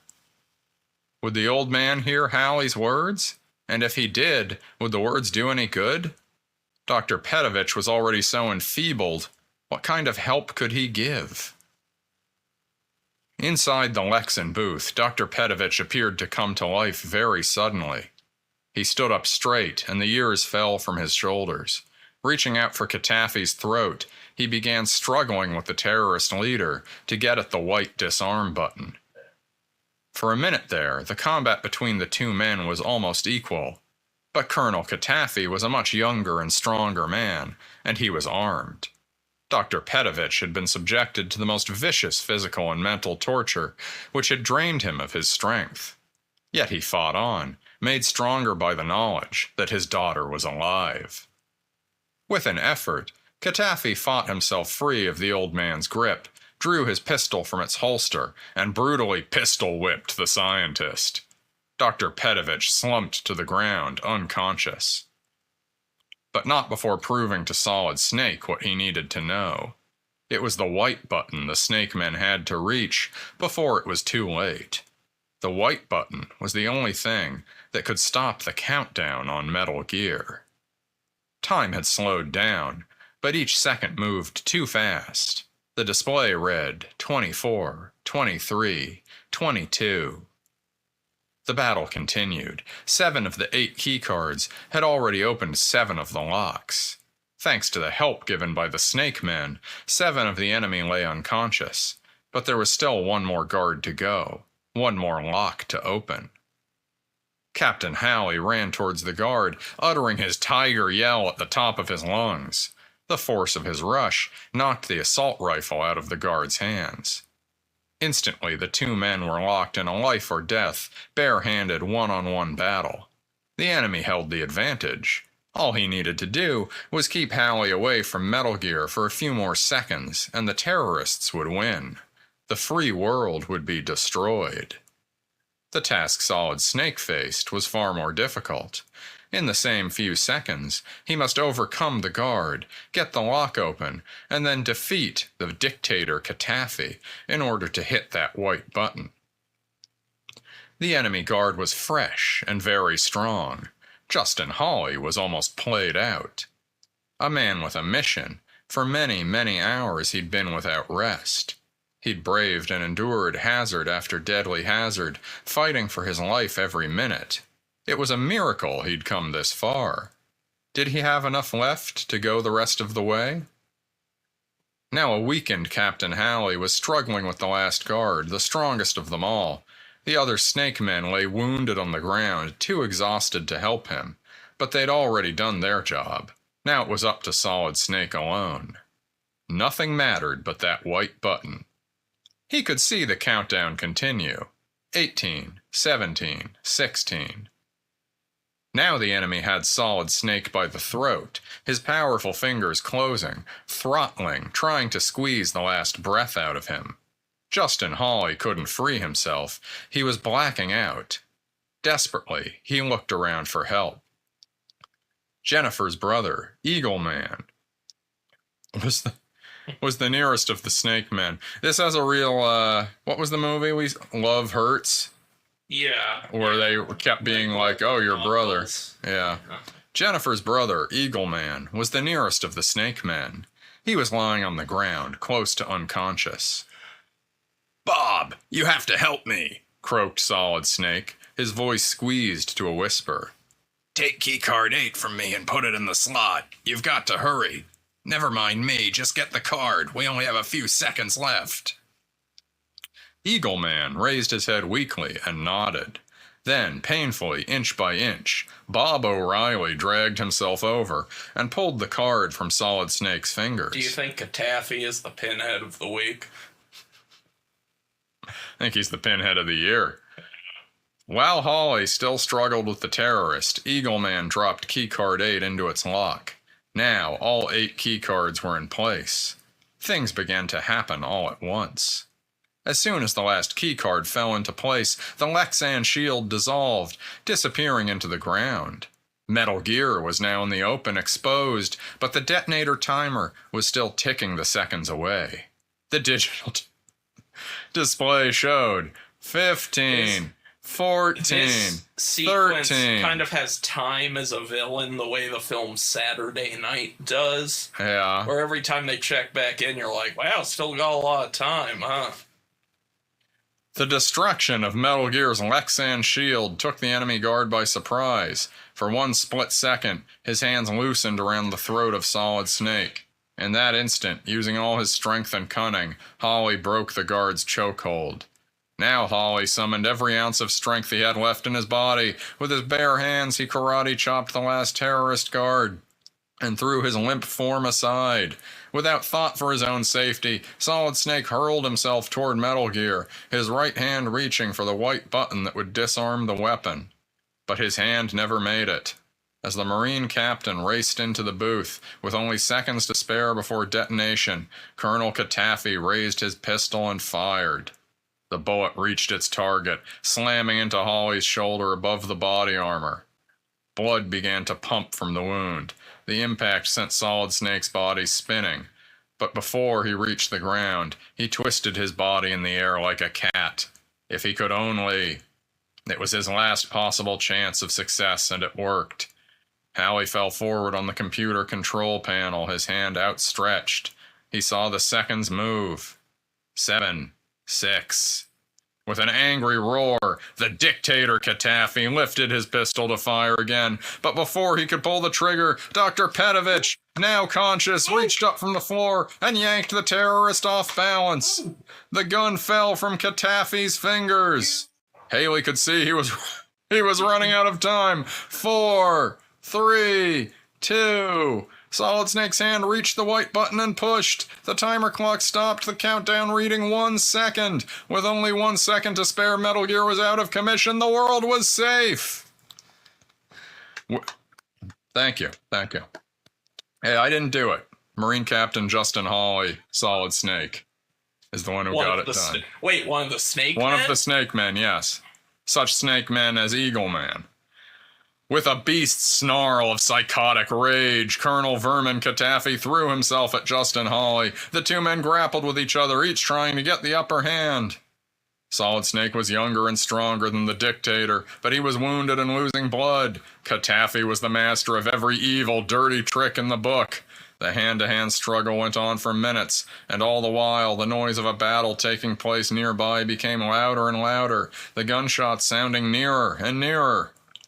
Halley reckoned that this fight with Colonel Vermin Katafi would be his last. At any moment, the remainder of the terrorist army would be in here, and that would be the end of the Snake Men. But the mission was a success. Metal Gear was disarmed, and if Solid Snake could only hang on a little longer, he might be able to take Katafi with him. That would really be a blow struck for the free world. Suddenly, the battle was upon them. A group of armed men in uniforms ran in, brandishing their weapons. At once, Colonel Katafi made a dive for the floor, going after his own pistol. Solid Snake saw the action and kicked out with the last remaining bit of strength in his wounded body.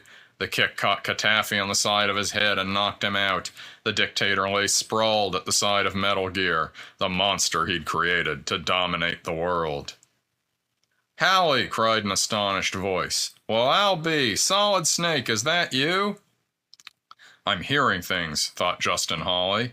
"It's that bump on the head and the loss of blood. I must be blacking out. I could swear I heard..." "Solid Snake, it's me, Commander South. I'm here with the Foxhound Command troops and the rest of the Snake Men squad. We've got Outer Heaven completely surrounded. My men are rounding up the last of the terrorists now. I can't believe you're alive, but you're wounded, man. You're bleeding bad. Medic, get over here on the double. Get this Marine some help." "I'm all right, sir. Just a little woozy. Take care of my buddies first." Solid Snake pointed to the wounded Snake Men. "Eagle Man! Gray Fox!" Commander South couldn't hide his astonishment. "Did you free them, Hawley?" "Yes, sir. And I found Ellen Petovich. She's safely hidden. That's Dr. Petovich, just getting up from the floor. He's on our side, sir." "And is that thing Metal Gear?" asked Commander South. "Yes, sir. Primed, loaded, and out of commission." "I don't know what to say, Halley, except well done. Now let's get you out of here and into sickbay. You can tell me all about it when you're feeling better." "I feel fine, sir, and very glad to see you. But what about Katafi, sir?"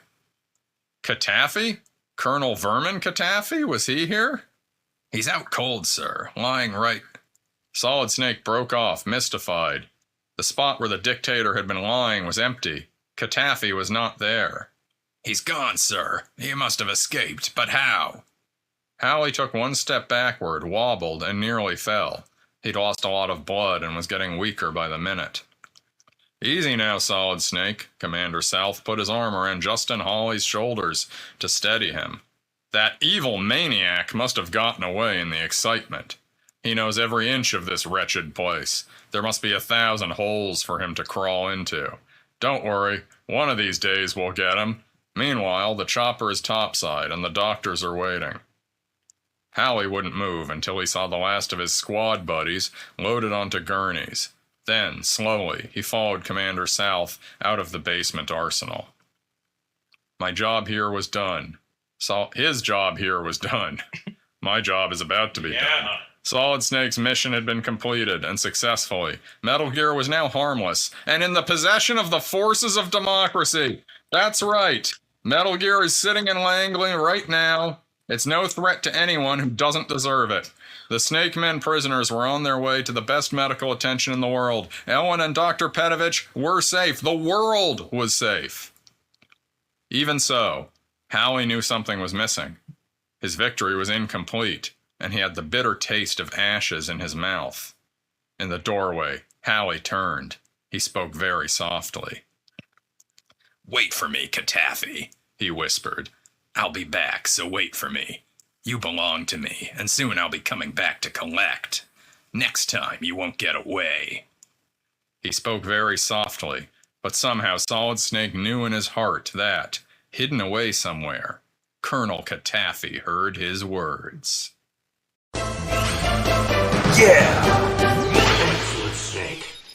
Well, surely you should let everyone know I that will. the author of this book suggests reading All Quiet on the Western Yes. Front. Dear reader, this is pretty good. Dear reader, I hope you liked reading Metal Gear. Here is a list of some other books that I thought you might like. So what does FX9 think this Metal Gear book is sort of like Baby's first version of Across 5 Aprils by Irene Hunt, All Quiet on the Western Front, Call It Courage by Armstrong Sperry. I've read that one. The Great Escape by Paul Brickhill. No, that's Indiana Jones. What's the Great Escape one? Oh wait, I'm thinking of Bridge on the River Kwai. The Survivor by who? Who did The Survivor? Turn the page. By Rob White. Young Man in Vietnam by Charles Coe. You can find these books at your local library or bookstore. Ask your teacher or librarian for other books you might enjoy. Best wishes, FX9. Other Worlds of Power books you will enjoy. Blaster Master, well, not Metal Gear we just read. Ninja Gaiden. Oh. The last one on this list is a real galaxy brain. Ninja Gaiden, Castlevania 2, Simon's Quest. We're gonna have to do another one of these for the show. Oh. Don't worry, you don't have to do it. Wizards and Warriors, Bionic Commando, Infiltrator, Before Shadowgate, Mega Man 2, and Bases Loaded 2, second season. That's right. Worlds of Power novelization for a baseball NES game. It's just like Moneyball. I guess so. So that's it. That's it. We have now read for you with some coughs and slight flubs. We have read for you the entirety and the entirety of this quite terrible book, Metal Gear, the Worlds of Power series. So what are we to make of this? For those of you who are not Metal Gear or Metal Gear Solid fans, I should emphasize that this is the story of this book bears little similarity to the games. Colonel Vermin Katafi is not in the games. He is obviously a reference to Colonel Muammar Gaddafi. He's still a threat, though. Gaddafi? Gaddafi's dead. No, Katafi. Katafi is still a threat. I know Gaddafi's dead. I don't know if they can hear you from back there. I don't care if they can hear me. I just talked into that mic for 90 goddamn minutes reading this book. It was probably more like 120. Let's see. Oh, no, you're right, 90. So yeah, I don't have a lot left here. This was an experimental podcast born from the necessity of needing to really do something outside the box, or should I say inside the box. And we did. We did it. That is the entirety of Metal Gear Worlds of Power. Evan? Yeah? If you would come back here for a moment, we need to do the outro. Would you hand me my phone, please?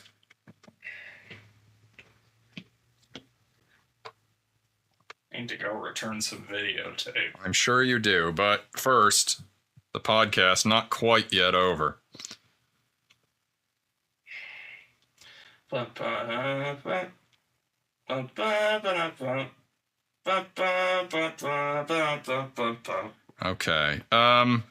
Do we have a line of the episode? I'm just going to find a line. The line of the episode is going to be pre-recorded because I don't know it yet. I'll pluck something from the audio we have already. Do you want the lines where it's like, not to mention, Snake was weighed down by his equipment? It will be something like that. So, yeah, do you have any, let's just do the questions real quick. When would your mom have walked in when reading this book? At any point. At any point. Would you have your kid read this book? No. What does this book say about society at the time? we were pretty hung up on Gaddafi. Yeah, we were certainly hung up on Gaddafi. And we were also hung up on the idea of if a Metal Gear existed, it just needs to be in the hands of a democratic country. Absolutely. Everything will be fine. Part of the free world. What are the other questions? How did this affect you? It didn't. I didn't actually read this as a kid. It affected me quite strongly today. It's I had true. a bad time. It's true. My voice has been run ragged by this experience. What's the other... There's one more question. It's your podcast. Oh, man. what's the kid-friendliest bit of Metal Gear Worlds of Power? The game hints. Good point. Like, you need the rocket launcher to defeat also, Arnold. frankly, I think if you used this as a walkthrough for the game to just kind of generally suggest what you need to do at each moment, I bet it would be kind of helpful. It's not impossible. This book does read like someone watching someone playing the game and trying to whip a story out of somebody going into a truck and finding a ration, so not so far-fetched. All right.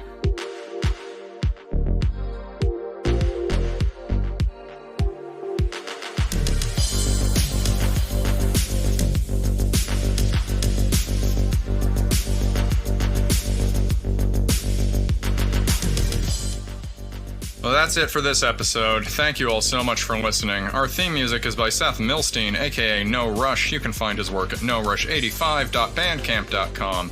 You can also rate and review us on Apple Podcasts, wherever you get your podcasts. Check us out on YouTube, youtube.com/@nowweknowpod. All of our episodes have video podcasts now. This one a little different. You're not going to see my face in the same way, but hey. You can also check us out on social media at Now We Know Pod on Instagram, Twitch. Kevin started a Substack. I don't think he's done anything with it. And check us out at Patreon, patreon.com/nowweknow, where you can subscribe for $5 a month. You get 2 extra episodes a month. This becomes a weekly show. And you can check me out at the 7-Eleven on South Nevada Boulevard. Want to be part of the show? Call the Now We Know hotline at 415-349-3659 and leave a message. So now we know. But what do we know? Rose is displeased. What to do? Brad's the executive plumber. Does your kind ever think about love, Chuck? Well, ask him, but I don't think he'll be very keen. He's already got one, you see. Okay. Cannot stand in this room any longer. Too hot.